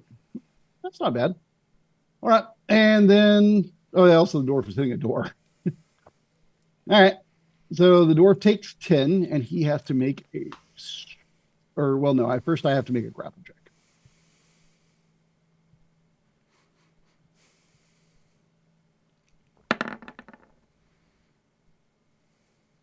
And he can resist. Sorry, I hate it when I have to do a whole bunch of NPC rolling. And yeah, it like pulls on him, and he it pulled on a battle rager. He has specially made armor. And he has advantage on now, his athletic rolls if he's raging. I think. Well, he's not raging. It's not that. He has specially made armor that's covered in spikes just so that people can't grapple him. Right. And people tried. So it has to make a dex save to not take damage from his armor.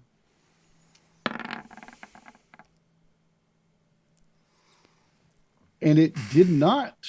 It's awesome to be a great gross dwarf. All right. So basically, it tried to pull him. He laughs and does this like weird jig. And as he does, you see his armor, like spikes all over his armor, start piercing through the black darkness tentacle thing. And you're not real sure what you're seeing. You don't know for a fact if it's doing damage, but it looks weird. It's super weird. All right. And then that is everything for that thing's attack, your thing. Now we go to the top of the round, which would be Tinker. Okay. Tinker's going to shoot a crossbow.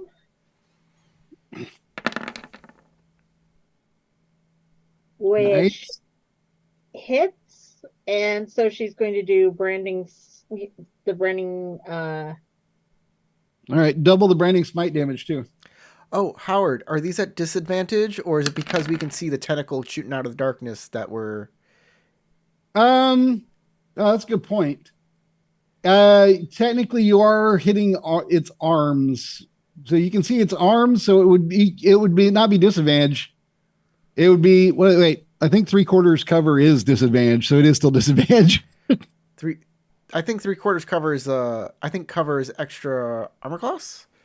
Let's check. Let's look in the little compendium in here. So that's 14 Cover. radiant damage. Combat. Hang on, we're looking up cover real quick. Okay. All right. I think 3/4 cover is +5 bonus to AC, but she got a crit, so it's fine. Yeah. I didn't do its +5 bonus before that. That's on me. So you got away with it, but I'll remember that coming up. Okay. Yeah. All right. We're good. So yeah, that branding smite is +7, so it's actually +14. So you got 14 and 14, 28 points of damage. Although 14 of it is radiant and the rest is normal, right? Yeah. When she fires it and hits, she goes, "Stop eating my ship!" All right. Cool. And you definitely hit it. That was an amazing shot that you pulled off, but it is still there. And we will move on down the list. It is Beetlejuice, and then after that, my artillerist, Vossian. Hey. Oh, by the way, the target now sheds dim light in a 5-foot radius. So I don't know how that works against its darkness. Oh. Well, what level is the spell? Or no, it's a smite, right? It's a branding smite, but I cast it at level 2. Oh, okay. Well, now it's level 3, so the darkness thing. So sorry. You are aware, though, that its darkness is more powerful magic than your smitey. I could hit it twice with my whip, but hey, I can see it. Why not just hit it with another sacred flame? That should do more damage to it, because this is like sacred damage, radiant, holy damage. All right, so I need to make a dex save. Dex is not my thing. I don't like you. What's my difficulty? 13. So you got it. I got it. Yep. So I think you don't take any. Yeah. You believe that there was probably a burst of light inside that, but you didn't see it. So, So that's unfortunate. And that is my action. Yep, I will continue to stand next to the Battle Rager in case he is continued to be attacked by tentacles. In which case I have held actions with I have reactions with my whip to do whippy stuff with. all right. Bastian Menadel, she has in her hands what look like basically round jars with little tubes at the top that are corked. And she will try and angle one over the dwarf into the hole. And that's her plan. It's a good plan. It's a solid plan. Tink alley-oop! Slams it in.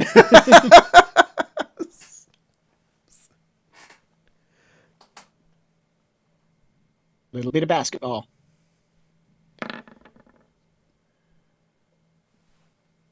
All right, she got an 18, but it has a +5 to its AC. No, that still hits. All right, yeah, she's good. So yeah, it goes in there. But here's the good news and the bad news. The good news is it goes in there, it does some damage. You can't tell what it's doing inside the darkness, but what you can tell is what it does to the man standing directly in front of that hole, which is going to light him on fire.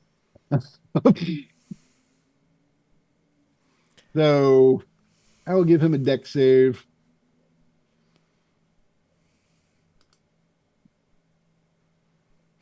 Oh, wait. His dex is terrible. Nope. He takes 4 damage.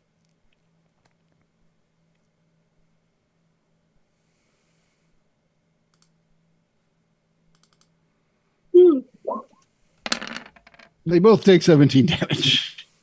Fire damage.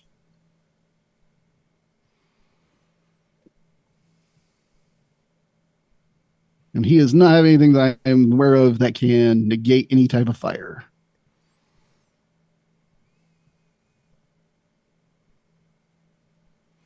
Let's see. Goldar. Minus 17. All right.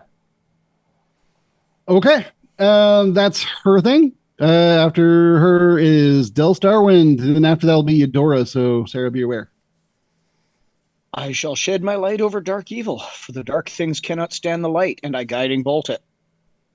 Yea, though I walk through the valley of the shadow of death. Oh, that's a lot of dice. All right.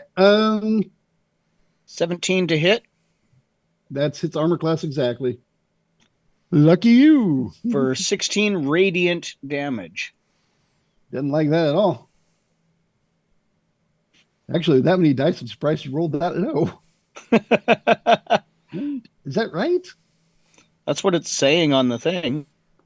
Total. Radiant. I don't know why it rolled 7 I don't either. Okay. or 8. I don't know why it rolled 8 dice, but it's 4d6 radiant. All right. So it says I got 16, so 16 it is. A 4, On a 4 6, dice, a I can 4, buy and 2. that. All right.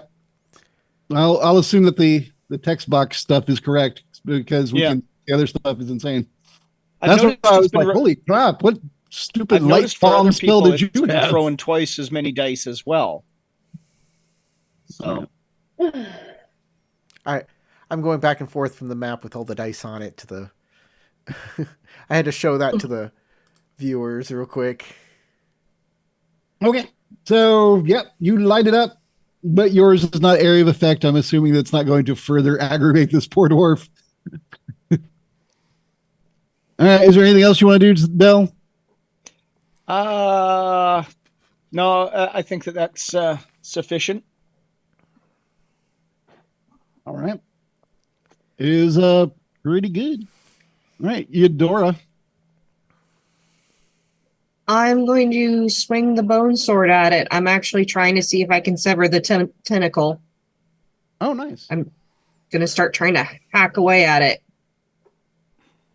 I'll tell you what. If you want to take, I'll too late. You're royal.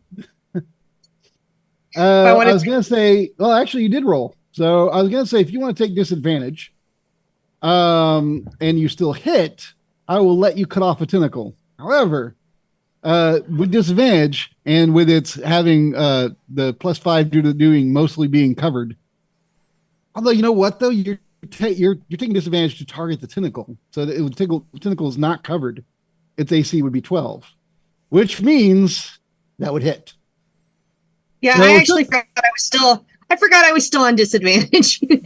Well, it worked It's out. fine. It worked out for you. Roll some damage. All right. As I'm like doing that meme where all like the math symbols are flowing by my head, trying to figure out what just happened. You hit. 14 points. All right. I will let you cut off one of its tentacles. The tentacle that was holding the dwarf goes, and it almost like the body of it just seems to deflate, like it's lost all of its energy. And as it like sinks towards the ground, it kind of just vapors away. It's Oh, gone. and 2 points of that is magic damage, if that matters. Actually, that does actually make a slight difference. I will make a note of that. My whip also does the same, but I didn't like. If that matters to you, then Oh, I accidentally put it on Galdar. Poor guy. I'm just kidding. He takes all the damage. Why is the dwarf dead? My bad.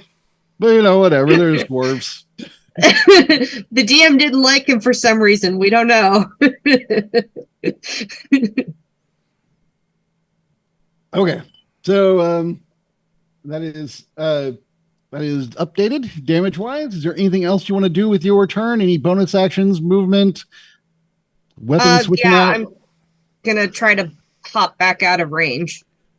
Oh yeah. You can just do that. You know, there's no roll or anything. It's your awesome Paragon feature to Yes. bunny away. Bunny away. All right. Be a weird catchphrase. You make your leap. You are out of reach. Although you might have been in reach because it has tentacles, which are weird. Otherwise, normally you would have been out of reach anyway. But now that you've seen it stretch its big old tentacles out there, thanks to somebody yanking one out. All right. Which leads us to, it's time for the black stuff to do a thing. And then Galdar finally will get to do something. Poor guy. All right. Let's see. You leaped away. Galdar is right there. I'm also Beetlejuice right is I was gonna say Beetlejuice is in my extended range. No, I think I'm 5 feet next to it.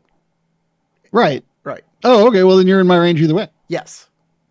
All right. So Beetlejuice is in range. Galdar is in range. Was it? Oh, that's right. It was you that was on the Eudora was on the other side. So she jumped away. I don't think Dell or Tinker ever stepped up to it. I definitely know my artillerist did not. So I'm going to attack Galdar and Beetlejuice because why wouldn't I? Y'all need an attacking. Oh, I have to be 5 feet next to it to use my sentinel. Yeah. I hope it attacks him and not me, so I can. Oh, it's going to attack you both. Oh, neat. You're both on the menu. Excellent. I'll tell you what, Corey. Odd or even? I'm always odd. You don't ever. Need I'm to always ask going to me. ask. True. Because if I always- just rolled it without asking you, that would seem like messed up. But even, all right. I knew you were gonna say that too.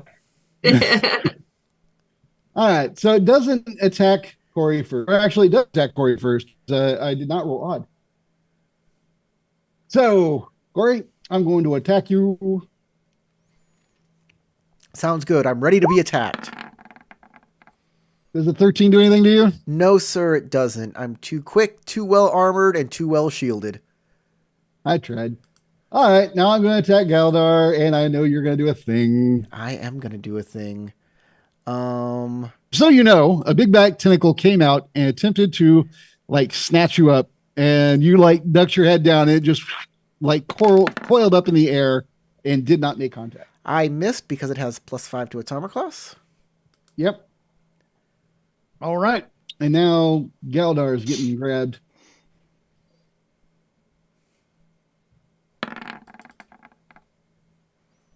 And Galdar is in a suit of dwarven plate with a bunch of spikes on it. Even though he has a dex pretty much nothing, he's ungrabbable. I think the tentacle comes out, and then the creature remembers grabbing this stuff is hard. It's When you grab painful. it, don't know how to touch you. All right. Well, that has been very disappointing. So at this point, it's going to, as a bonus action, extend its darkness to fill the room. Excellent. And if it moves, well, you really wouldn't know, would you?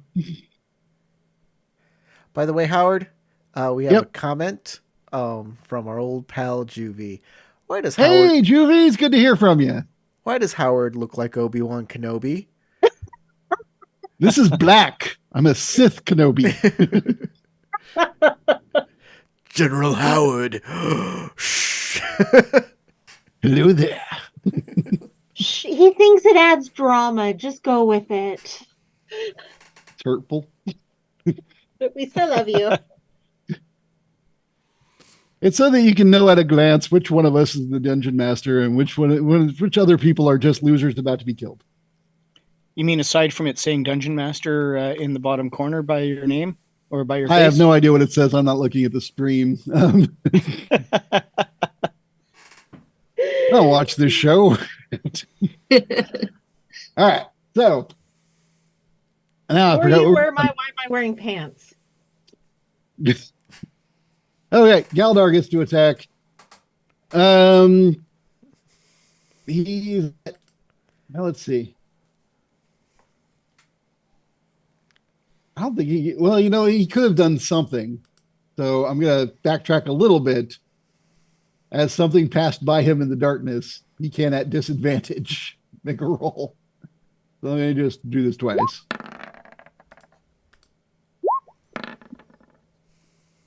Oh, it doesn't have cover anymore. Just disadvantage. So that does hit. Silly creature stepping out of its shell.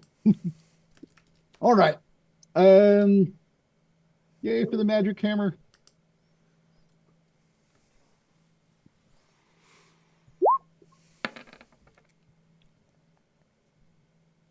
And you hear Galdar call out into the darkness. It's moving. I don't know where it is. And after that, I'm gonna give him a 1 in 4 chance to move in the right direction. And it would be actually worse than that, except that it did just move right by him.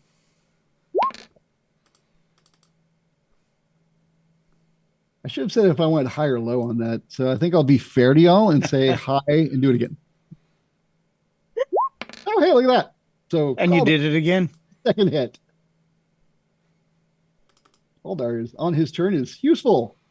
So that was his reaction when the creature passed him. He hit the first time, and now I'm going to make 2 rolls, try and hit it again. If I can. I only need to beat a 12. All right. Bam! Galdar is awesome. And he didn't even think to rage because he's just wandering around in the darkness swinging a hammer.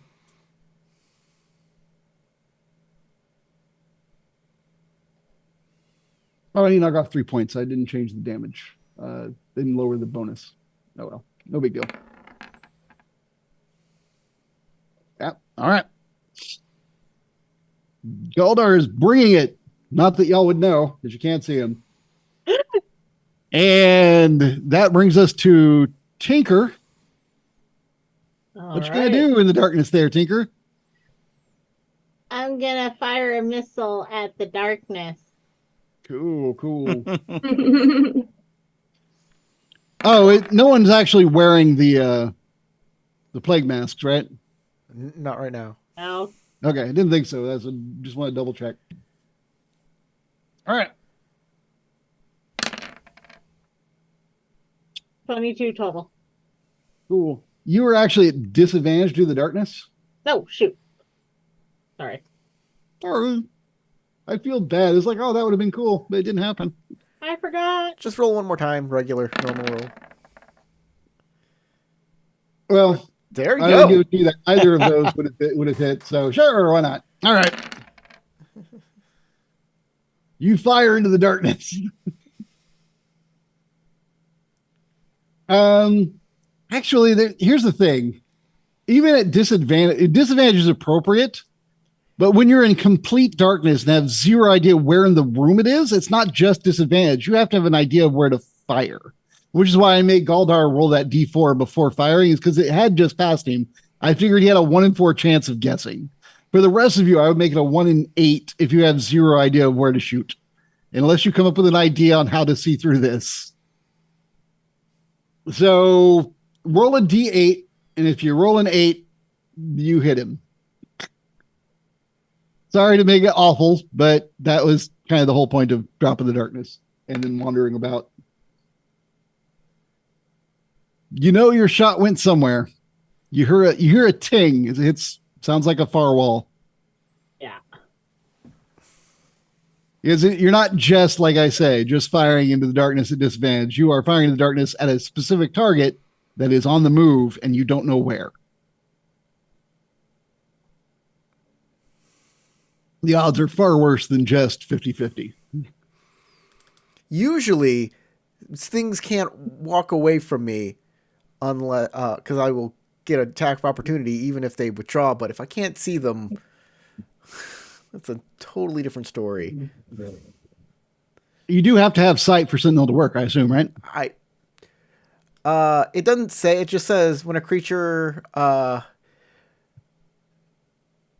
don't want to cheat you out of it. If Sentinel should have worked, I will give you that shot on it. Creatures provoke opportunity attacks from you even if they take the disengage action. That's all it says. So I still have to follow the attack of He opportunity. has to know that rules. it's there. Yeah. But That if there's isn't necessarily a visual thing. it just gets rid of the disengage as an opportunity for them to get out of me. If they turn invisible, that still gets past Sentinel. Yeah, I feel like it's more like that. Sorry. I just don't want you to ever feel cheated. I know. I'll do my best. I do want to recheck the rules. It's good to look again just to make sure. All right. I never like to cheat people. Y'all get all these awesome powers. I want to give you a chance to showcase them and show me how awesome you can be. One of the awesome powers. Make me work harder to kill you. That's what I want you to do. One of the awesome powers I should have used last turn was Hunter's Mark, because then I could find out where it went more easily. That would have done the thing. And I fucked that up. Which is funny. They'll actually point out he might spread darkness in the room. I know. I always knew he could, but I had never in my head pictured it happening automatically. I always thought the idea would be cooler of him stepping out and then doing it. Yeah, sure. And I decided to keep that. I do believe it's my turn. If I'm not mistaken, I'm after Tink. Yeah, after Tink, Juice, and then the artillerist, Vasim and Adil. I really am never going to memorize that. I have to look at the notes every time. I have two ideas here, guys. I can either check the plague mask, which involves me pulling it out and putting it on, because I thought maybe it might be even cooler than we think and could see through magical darkness. Not sure.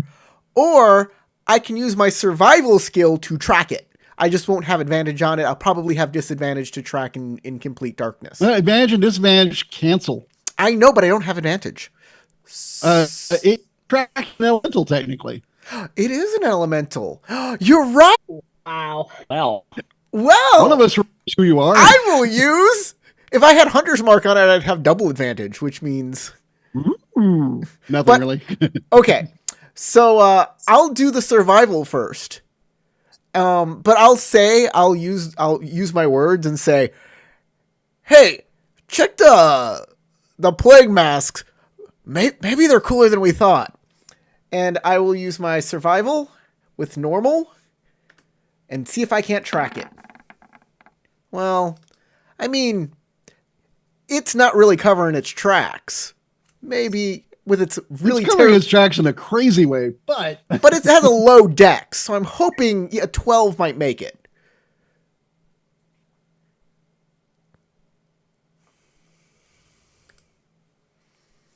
because you canceled the disadvantage. I mean, that's the whole point of the mechanic, is to describe that you have an advantage where no one else does. And while everyone else is at disadvantage, you come out the same.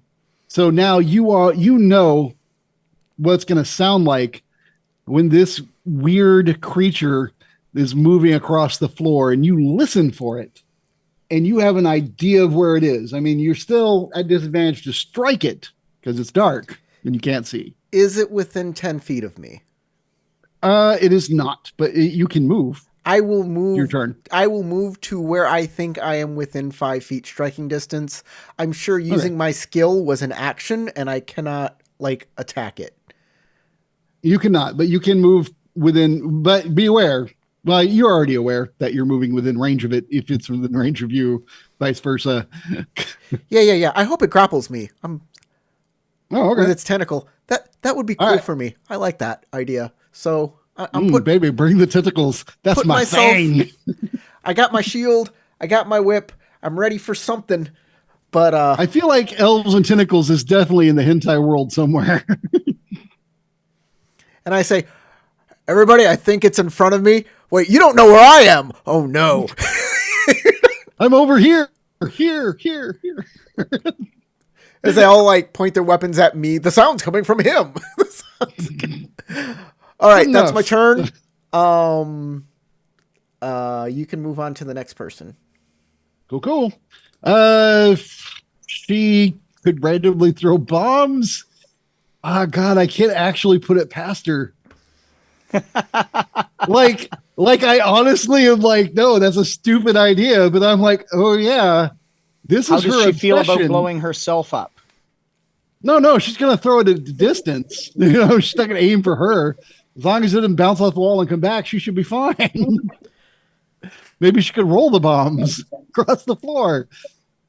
I'll tell you what. Dell, pick an odd or even for me. See how crazy she is. Whatever you pick go will with be odd because I just can't even.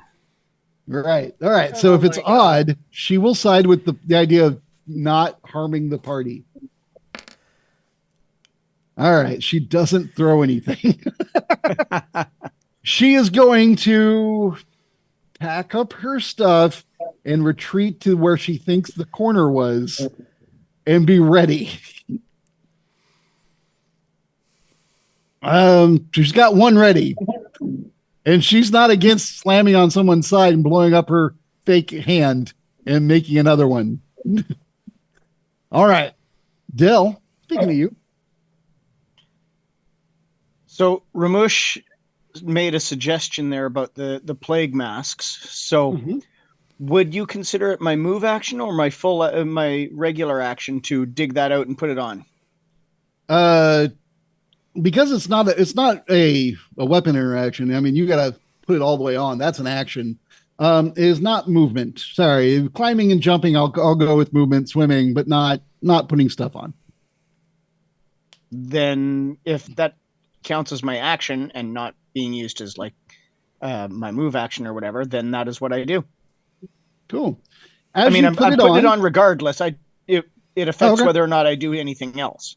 As you put it on, you see it like this weird, like electrical, like energy go across your eyes for just a moment as the darkness recedes, and everything it looks. Have you ever seen like night vision goggles? Mm-hmm. It looks kind of like that, but instead of like on a gray scale, imagine like a blue scale. Okay. So everything looks like a photo negative kind of. Oh. You can see stuff. I was about to say, everything looks like how Neo sees the Matrix, just like numbers and letters coming down all the walls. Not quite that weird, but you can see everything, including, this is important because you're the first one to see the thing that has changed shape considerably since y'all tried to cook it in the box. All right, so imagine like a pile of arms that are moving around, kind of spidery, but it's more like they all come from the same centerpiece.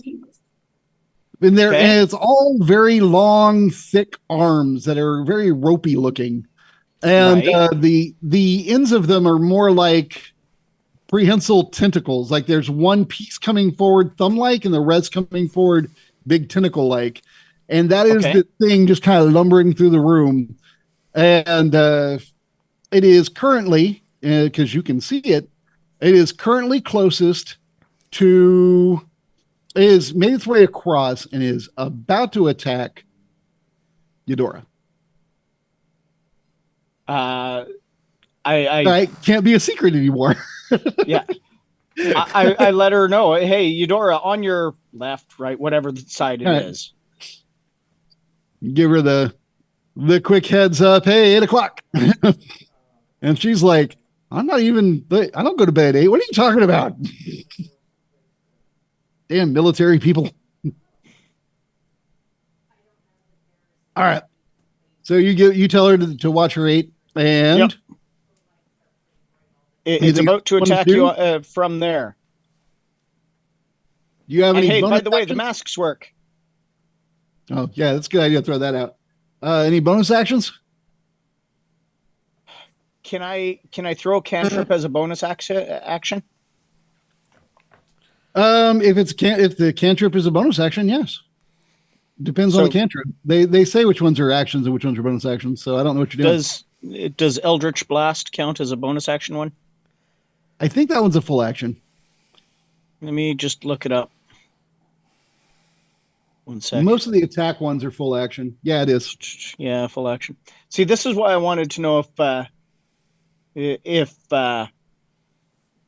putting the mask on could be counted as my move action instead. I can understand that, but unfortunately, the rules are kind of specific about what's moving and what's that. Because if you want to use a shield, it's a full action to put a shield on. But if you draw a sword, that is a weapon interaction. It's absolutely nothing. Yeah, much to my chagrin about shields, it takes an action to draw a shield. As opposed to other systems that might just give you 3 actions and you can sort out how you're using them, right? Yeah. I'm very for it. Moving right along. Okay, that's what I got then. I can't. All right. After you is, in fact, Eudora, conveniently. He told you which direction to aim, so you can actually aim that way. You're still disadvantaged as blackness, but you don't have to roll the additional die to see if you're even going the right way. All right, so I am rolling with disadvantage. Right. Okay. Kill it. Kill it hard. Bring the pain. Oh, I'm sorry. I thought I was still on disadvantage. Let me roll again. Just roll it again, yeah. Yeah.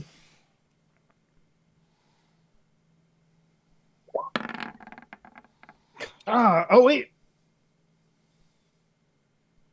Oh, that's no, okay. Is it 10? Is your bonus with the sword a 10?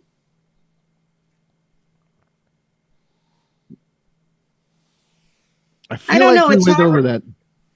Yeah, you said you went in and fixed it. I don't know. I don't know how it's supposed to be. It's your magic item. You put it on there. You said it was fixed. So let me do you double need check. to look at it I again, think you hit it. I know that I fixed it. I remember going in there and doing something with it.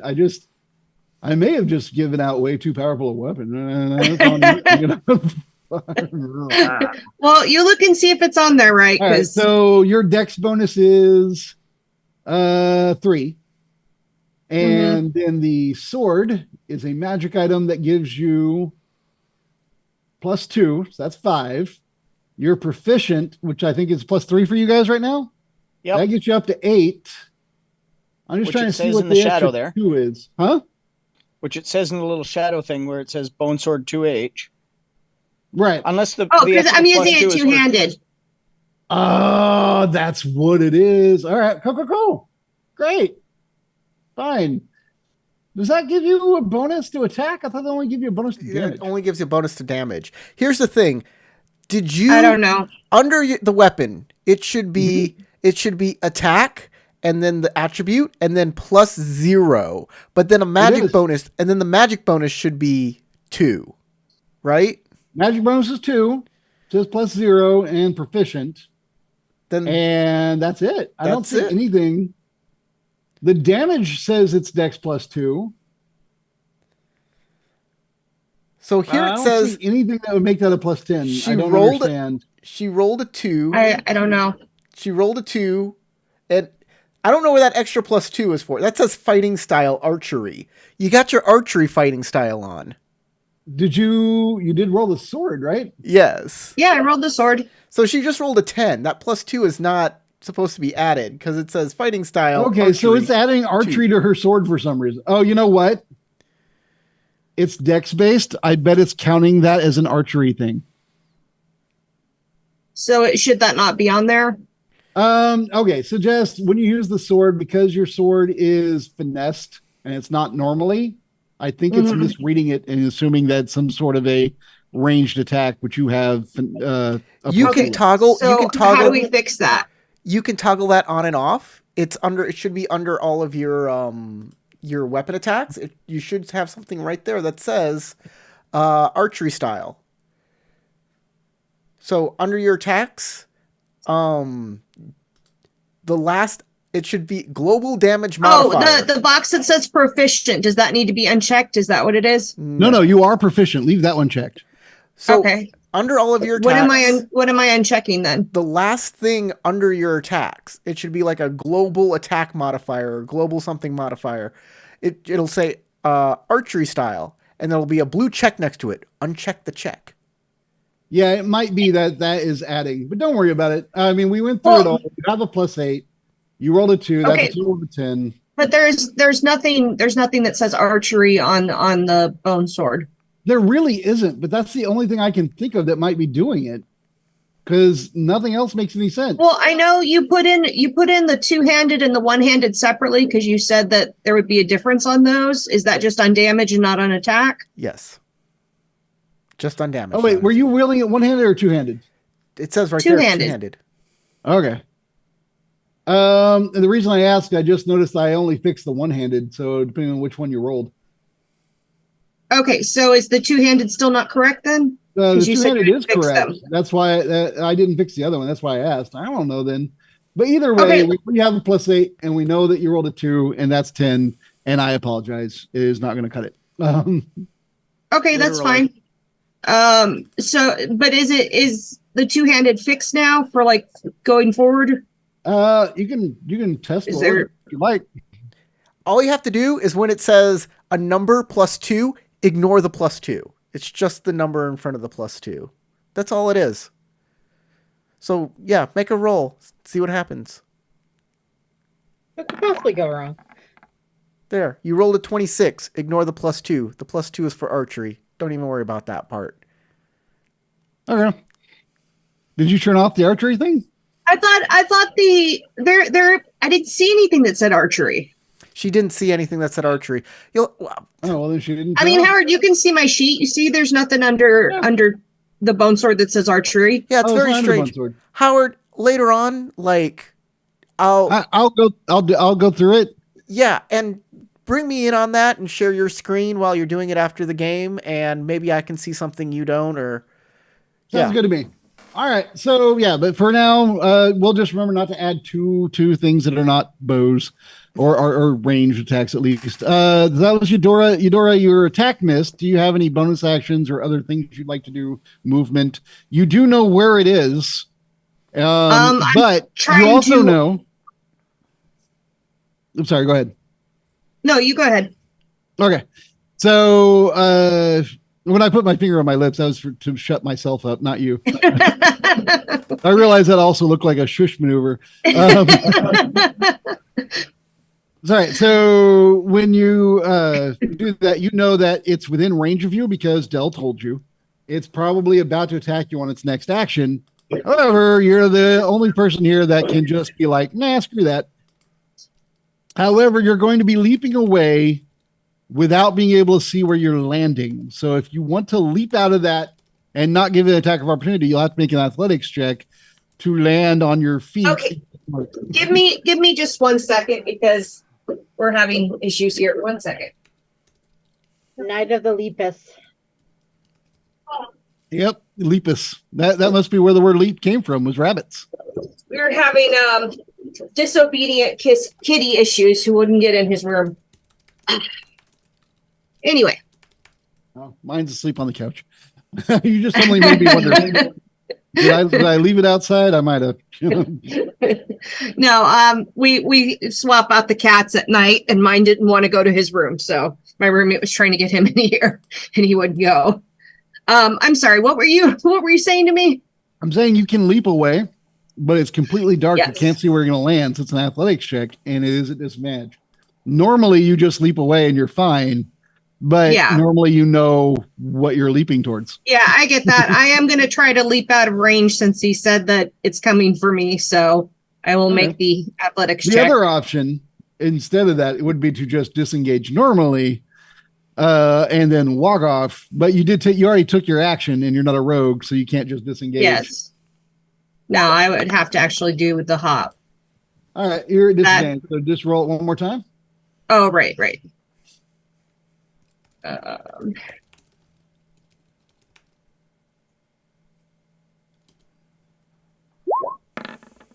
Okay. Your better one was your worst one was a 14. You leap away and you land on solid ground. Dell is the only one who can see things because she didn't put her mask on as an action. She looks around, realizes she can't see anything. She leaps kind of at a weird angle from where she thinks the wall is, and she lands like this close to the wall just fine and a good, 20 feet away from the monster.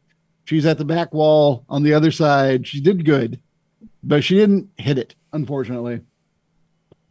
And I only have to describe the scene to Dell, apparently.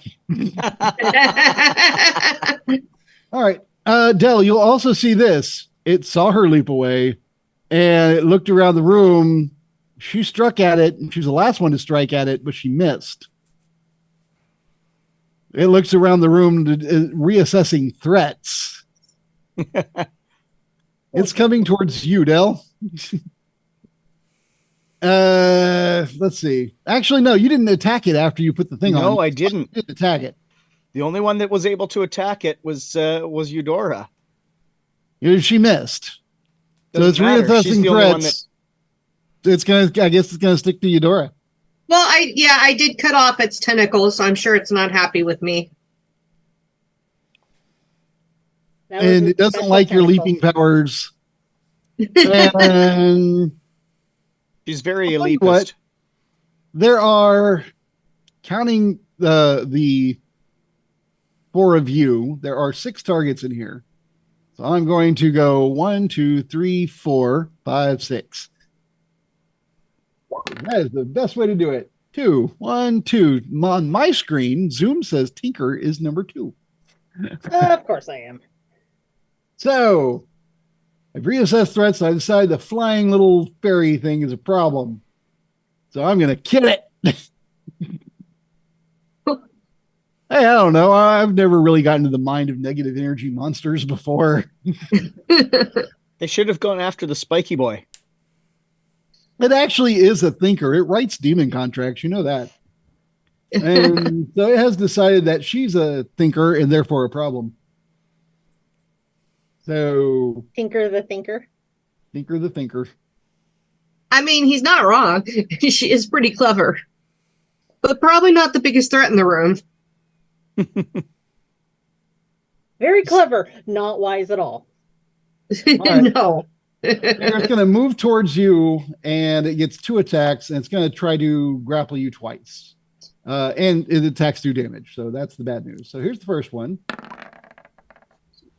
I believe a 27 hits. I'll just go ahead and roll the second one and see if I hit first. Does a natural 20 hit you? Wow, Tinker. The dice just went, kill the fairy. Sorry. Don't hate me. All right. So you take 8 damage as a thick tentacle of darkness wraps around you in the darkness and grapples you and squeezes you. And then you take another 14 points of damage. That happens again. You can make an athletics check or an acrobatics check because I'm the grappler, and I will make a grapple check with athletics to catch you. Do I still have Well, doesn't matter if I still have disadvantage. You don't have disadvantage for this because you're just getting out of the thing touching you. And it doesn't matter anyways because it was the same roll. It does not. But my grapple check was a 22. All right. So you were grappled by the first one. So the second one really doesn't matter. I hate you. I accept that. I'm sorry. All right. And that was all of his actions. Galdar, the bell-raging dwarf. Can't see a dang thing. Can I direct him? He's going to go in the last direction that he knew that it went because that he hit it. He doesn't know it's changed direction. Actually, he does because Dell shouted out that changed direction. So he's going to turn a random direction. He has a 1 in 8 chance of getting the right direction before he starts swinging that hammer. All right. If I had rolled a 1, he would have gone up to one of y'all, just so you know. All right. So Galdar walks around. It's like, where is it? And he's clearly frustrated, and there's nothing you can do about that. And that brings us up to the top of the round. Hey, Tinker, how you feeling? I hate you. You know, I love you though. I'm giving you a hug and everything. Seems shady to me. Right? Very shady. She's gonna try and cast grease on herself. Ooh. I love it. I absolutely am good with that. All right. I will give you advantage. That was your action to do that. But next time you want to try and wiggle out, you will have advantage on your rolls to squeeze out. But unfortunately, you can only take one action per round. Gotcha.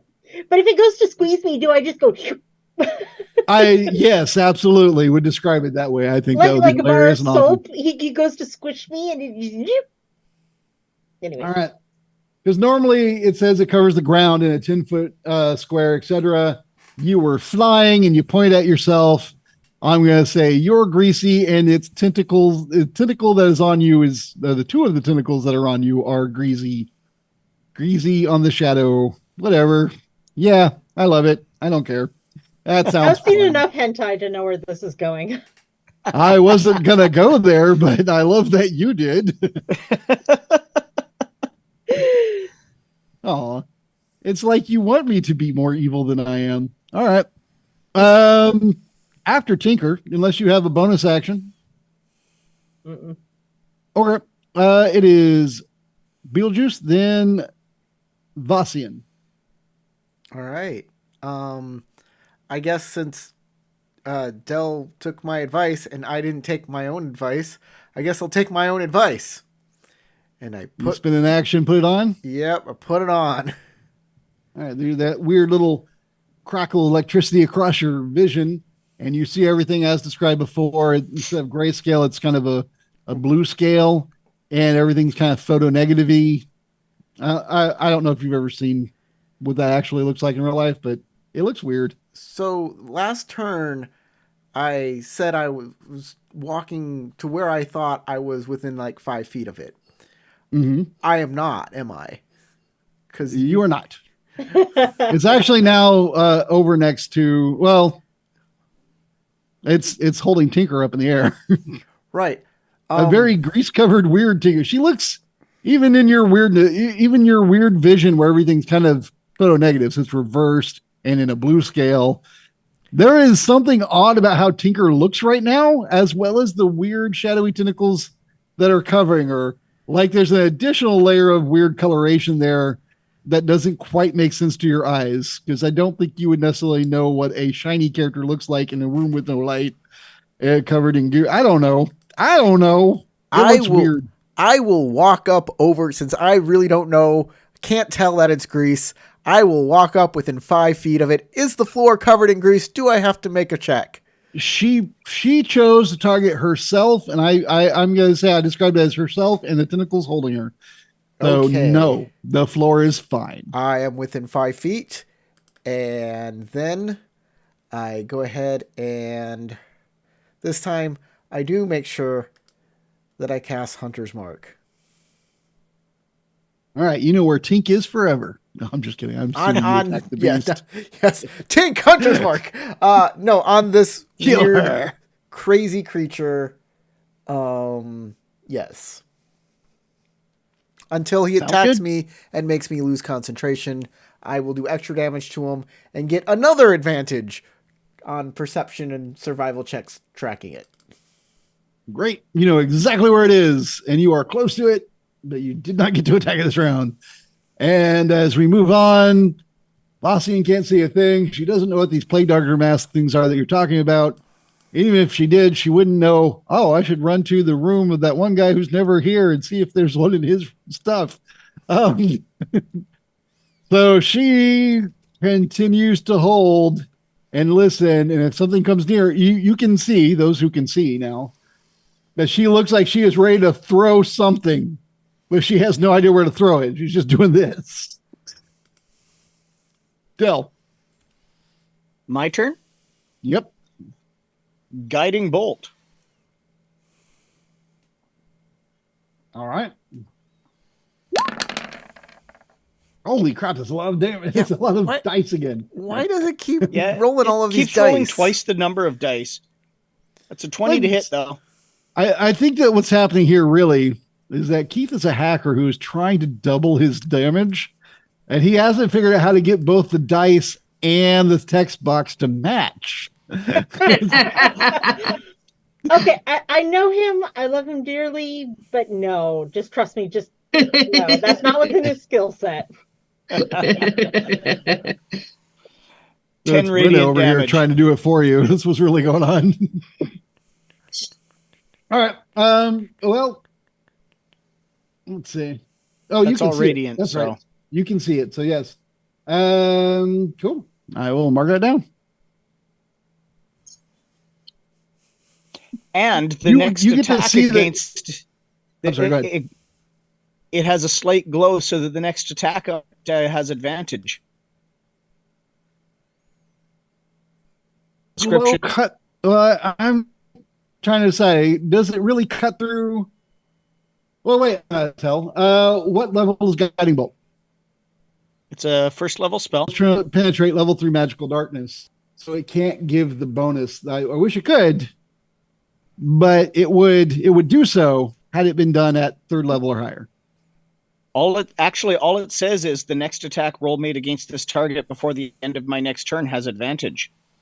Oh, And thanks I to the agree- mystical dim light glittering on the target until then. Exactly. Okay.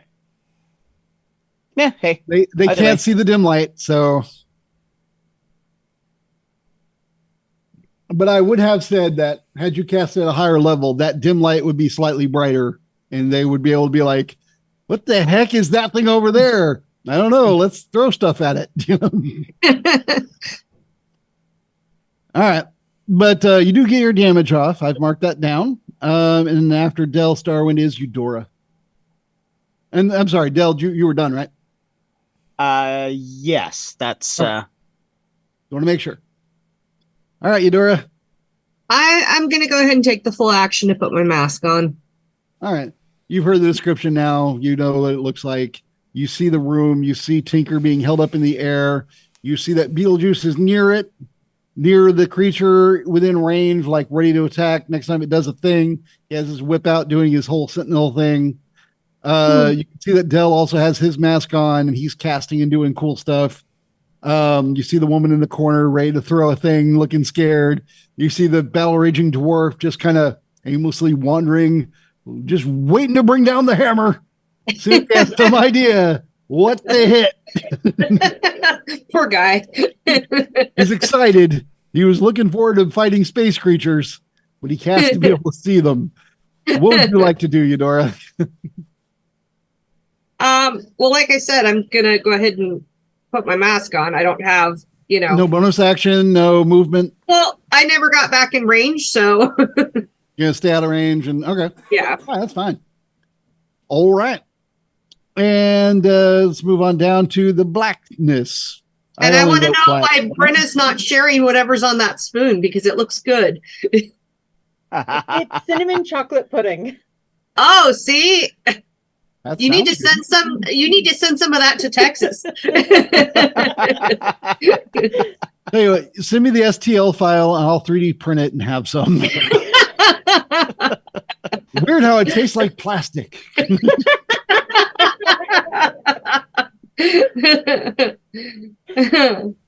All right. So the blackness is going to attack. It already has Tinker. She is wrapped up. So as one action, it's going to give her a squeeze. And as its other action, because it can see just fine, it's going to attack Beetlejuice. I have a quick question here. You posted Sentinel earlier. If I'm already grappling her and I squeeze her, is that a Sentinel thing that you can go off on, right? When a creature within 5 feet of you makes an attack against another target than Yep. you, All right, cool. Go for it. If it is an attack, I can do it. Yeah. If she's squeezing the girl he's holding, that's an attack. Okay. Tinker's getting all the love. Big hugs. I'm gonna roll. All right. And you can see him, so you're not disadvantaged, and that is definitely a hit. So all right. it'll be it's 10 plus damage. 2, is that correct? It'll be 10 because I have fighting style and I forgot to activate it. But I said 8 plus 2. Yeah, you got it. All right. Cool. Hey, does your Hunter's Mark add to this too? You're right. I have Hunter's Mark. Oh, I forgot that one. 1 more point of damage. Going, Keith. 5 more points? 5 more points, apparently. Okay. I thought it's 2d6? No, it's just rolling twice the dice for everybody for their damage dice, and But then it counted the picking 5 and not the one 1. Oh, yeah. I was looking at the text. I didn't see the dice. This program is rolling double the damage dice, but only taking 1 of them. I don't know what's going on, but hey, whatever. It's just making the been rolls doing it all look night. really impressive. I've actually seen it do it for a couple sessions now. I'm elite hacker. Sessions here or in a different Roll20 game? No, this is the only game I'm on right now. Oh, okay. I appreciate that you don't cheat on me, sir, because that would break my heart.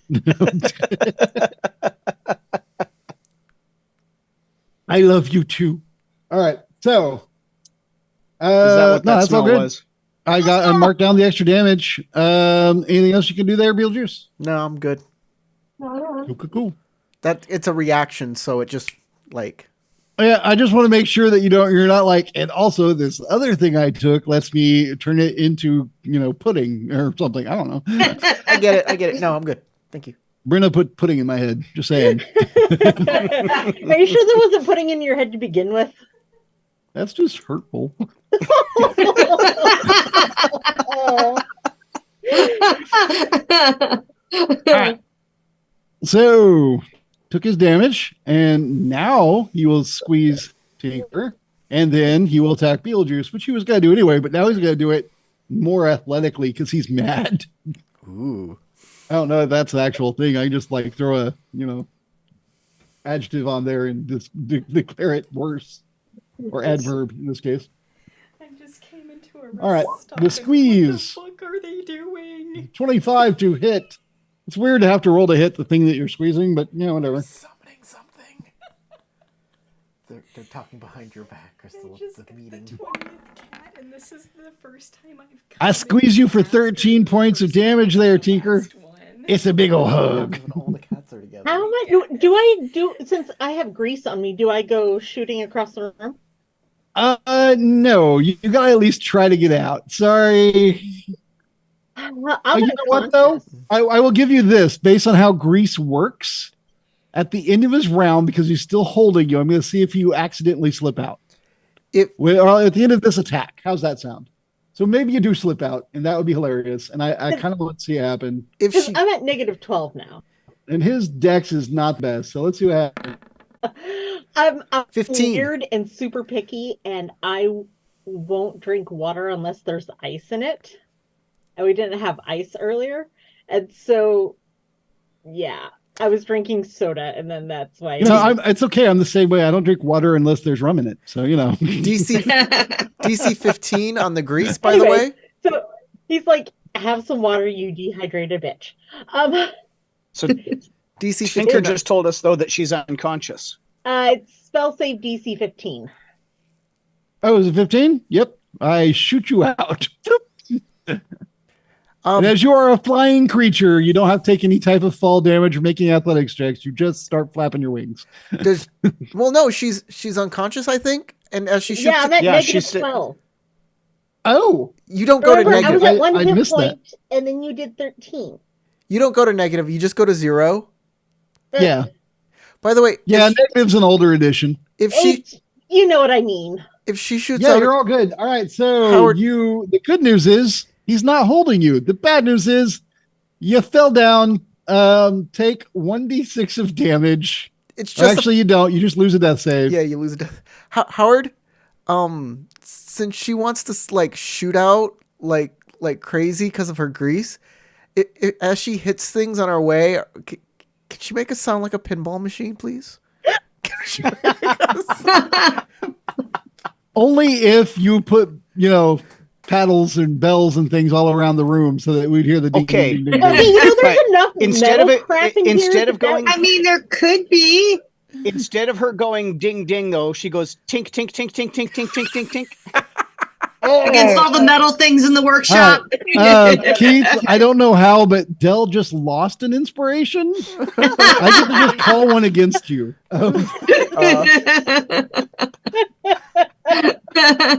You know what? That was a worthy cause. All right. I'm just jealous you my didn't God. think of it. It is pretty good. All right. So yeah, you tinker around the room. You are laying unconscious, down the death save, but no longer being held by a monster. Hey, Beetlejuice, I get to finally beat you up. Yay! Things I've been looking forward to. 23 to hit. Ooh, that actually hits me. He's Oh, actually oh. excited. I think that hits like young red dragons. I mean, come on, man. Things don't hit me a lot, so this is a red letter day. So it's They hit D10 me all plus the time. 5. So you take 8 damage as you get hit by this tentacle that is trying to also grapple you. I will make an athletics check. And you can do athletics or acrobatics to not be grappled. I You have to be also the 13, which is not that bad. I also have athletics, so let us make Alright. the athletics roll. Beat my 13. No, I No, refuse sir. to. You are grappled. Cannot make me beat a 13, sir. I defy you. You win, sir. You can be grappled. My bad. As you wish. All right. And that is all of his actions this round. Galdar, that's me. I'm the dwarf. You have to remember all these NPCs. I blame you people for hiring people. All right. Galdar will wander about, and if he senses he's near something, he's going to swing. So here's his D8. You know what happens on a 1. It's a 4. We're fine. He doesn't sense anything that he thinks is bad. He does not swing his hammer. He's wandering around the room. Well, there goes our coffee machine. Wanders around the room. There goes our fax machine. Wanders around the room. There goes our bunk beds. There goes. Wanders around the room. There goes one of the auto gnomes. You stepped on Tinker. Who, by the way, are not, I don't know if you noticed this, anywhere in this entire initiative because they hid. Because they are smart. Yeah, that's They're like, probably I don't know what to good. do. I'm gone. And for none of those us that are can gonna see fault them, for they actually left the room. They walked to a wall, followed it around to the door, and left. It's almost like they're still attached. They both have the exact same idea. Time to go. All that. right, we are to Tinker. Tinker, I need a death save. Wait, I thought don't you actually rolled want to kill death you. saves. Is it? It should be on the character sheet. Yes, but I thought you were doing the death saves now. Oh, that's right. I get to roll your death saves. Secret Real death poopy. saves. We're doing that in secret. All right, cool. Let me roll that in secret. I have a thing for that. You're like, I have it. Let me find it. I was like, I had a thing for that. Pulls out a die and rolls it in front of him. Okay. You know, I honestly would if I had the die handy, but I don't. Bad gamer. They're over there. So far That's not away. Okay. Roll has been made. All right. So there's no point in me like doing it in some way that shows the folks at home and not you guys, because the only person who can they see is whatever's on Corey's thing. So Yeah. all right. So I am aware of the whether or not there's additional failures or additional or new success. You know what I'm trying to say. She had I'm one aware of what the failure rest that of- we know of from She landing does on definitely have a the- failure as she got shot out of that arm and smacked into a wall, which kind of is her own fault for greasing it, but it was also really cool and I loved it. It was the right thing to do at the time. Seemed like it anyway. Like, Yeah, if no, I'm gonna I- die, I might as well go out with style. For sure. all right. Beetlejuice and then Vassian. All right. I unfortunately do not have a healing spell. Well, if you do die, you could just have your sister Mirabelle fly in as another fairy the next day. I I've am got a No, cure I spell start loaded playing and the ready. artillerist. I am If you'd grappled. like, I would totally help you make her into a full character sheet instead of a stat block. I am grappled, which means my speed is 0, but otherwise I can attack. Right? That's correct. Yes. So I will just continue to attack with my whip. I don't see any reason why not. I could Kind of like the Rancor is holding you up, and you've got your lightsaber, and you're like, I mean, I could cast Enhance Ability, which would give me advantage on my strength checks, which would help me with athletics. But I really don't care.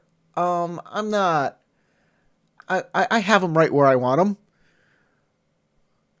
Yeah, I like it. He picks you up. I have him where I want him. Exactly. That's what's happening. That's pure Beetlejuice, I swear.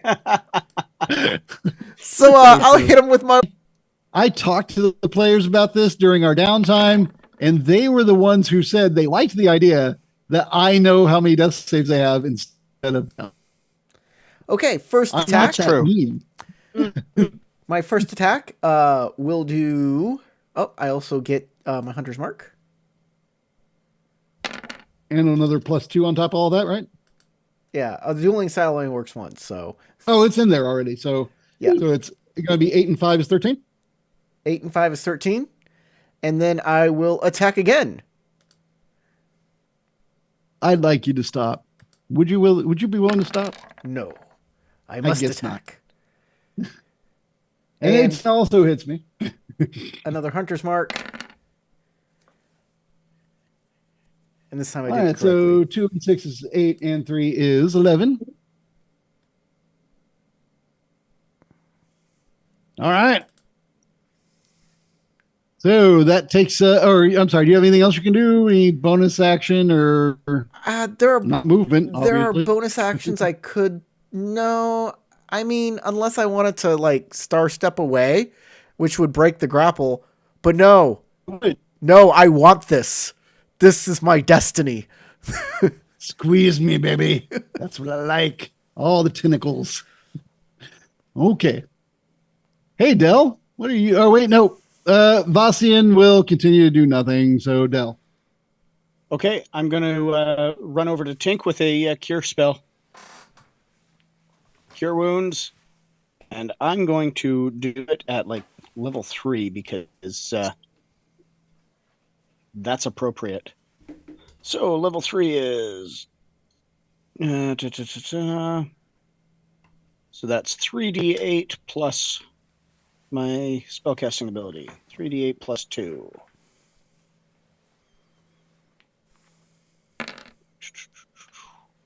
Wow. 19 good. healing to Wow. Tinker. Yes. You are my All new right. best friend. Tink. There was a light. It was coming close. You saw your Nana. Your great grandmother. She was so kind to you when you were a baby. And she was reaching for you going, "Oh, welcome. I've missed you so." And she had her arms open. And then you see Starwind. Holy yanking you out of the arms of your dead Nana. The nerve. How dare you? On the other hand, hey, Tink, you don't have to worry about being another character. You were close. Juvie said. Tinker's just gonna lay there for a second. Juvie said, "Ooh, will I get to hear roll? Will I get to hear roll a new character?" Sorry no. to disappoint. Del came to the rescue. Thankfully, I didn't roll a natural 1.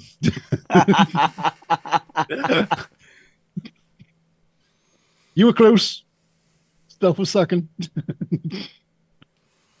All right. So, Del, did you have any bonus action? Anything else you could do? I'm calling it that. Cool. Eudora. I'm going to attack it with the bone sword now that I can actually see it. So I don't have to roll disadvantage now, right? Nope, you can see it. Whack it with that creepy bone sword. All right. You gave it to me. Without the +2, that does hit. It doesn't have a huge armor class. It just relies very much on the idea that you can't see it. And that's not working out for it today. All right, so a lot more damage. 15. Yeah, and part of that is magic. Yep, it is magic. So, Eudora, describe how you defeat this pile of negative energy shadow arms and tentacles that are trying to murder your friends. Do we see like the body or just the tentacles? You don't. Okay, it's like kind of like a ball of arms and tentacles reaching outward from a center mass area. You don't really see a lot that makes any sense. It's not an anatomy that you could compare to human. Gotcha. Okay. And when I say describe, I of course mean describe to those that put on a mask. All right. I'm gonna say I cleave right through the middle of it, and goo just gushes everywhere. Black, weird goo, like negative energy. It is that same black, sick syrup that's filled this ship when you first found it. Is just going everywhere. Of course, it's in blue scale in a photo negative way, so it's all weird. I guess it would actually be white. The creature is white for you. I just realized that this creature is white to everyone wearing a mask. So you kill the milk monster. But yes, it is definitely dead. Everyone that can see it watches it. And the halves of it, as they fall to the floor, begin to slowly melt down and become more of that same bright white goo. But also, as that's happening, the colors begin to reverse from photonegative to regular and from blue scale to normal full spectrum scale. And what you see now is a black puddle on the floor, whether you're using the masks or not, because as the colors are all changing, anyone that didn't have a mask on can also see. And you just managed take off my mask. You just managed to exercise the computer. Good job. And that is actually where we're going to end tonight's game with 4 minutes to go. I hope y'all had fun killing whatever that was. Next time we'll do ship-to-ship combat. I was looking forward to it, but I could see where the more pressing problem is. What the heck is this thing we found in the computer? Well, the last thing we needed was to get into ship-to-ship combat, and our ship decides that it's going to do something different without our consent. Mm-hmm. Or, just print out another demon contract. It was a very weird machine. And besides, you always run into the problem of vermin on ships. True. All right, so if you got this far, like the show, be awesome to us. And I think the algorithms, if you were to hit the like, the subscribe thingy, the bell thingy, so you can know when they're going to do a thingy again next week. And then on top of that, I'd like to say goodnight and thank you from Keith, Brenna, Corey, Sarah, myself. I'm Howard. And Goodbye. Keep gaining XP. Is that our logo? Oh, no. It's go roll some dice. Do that.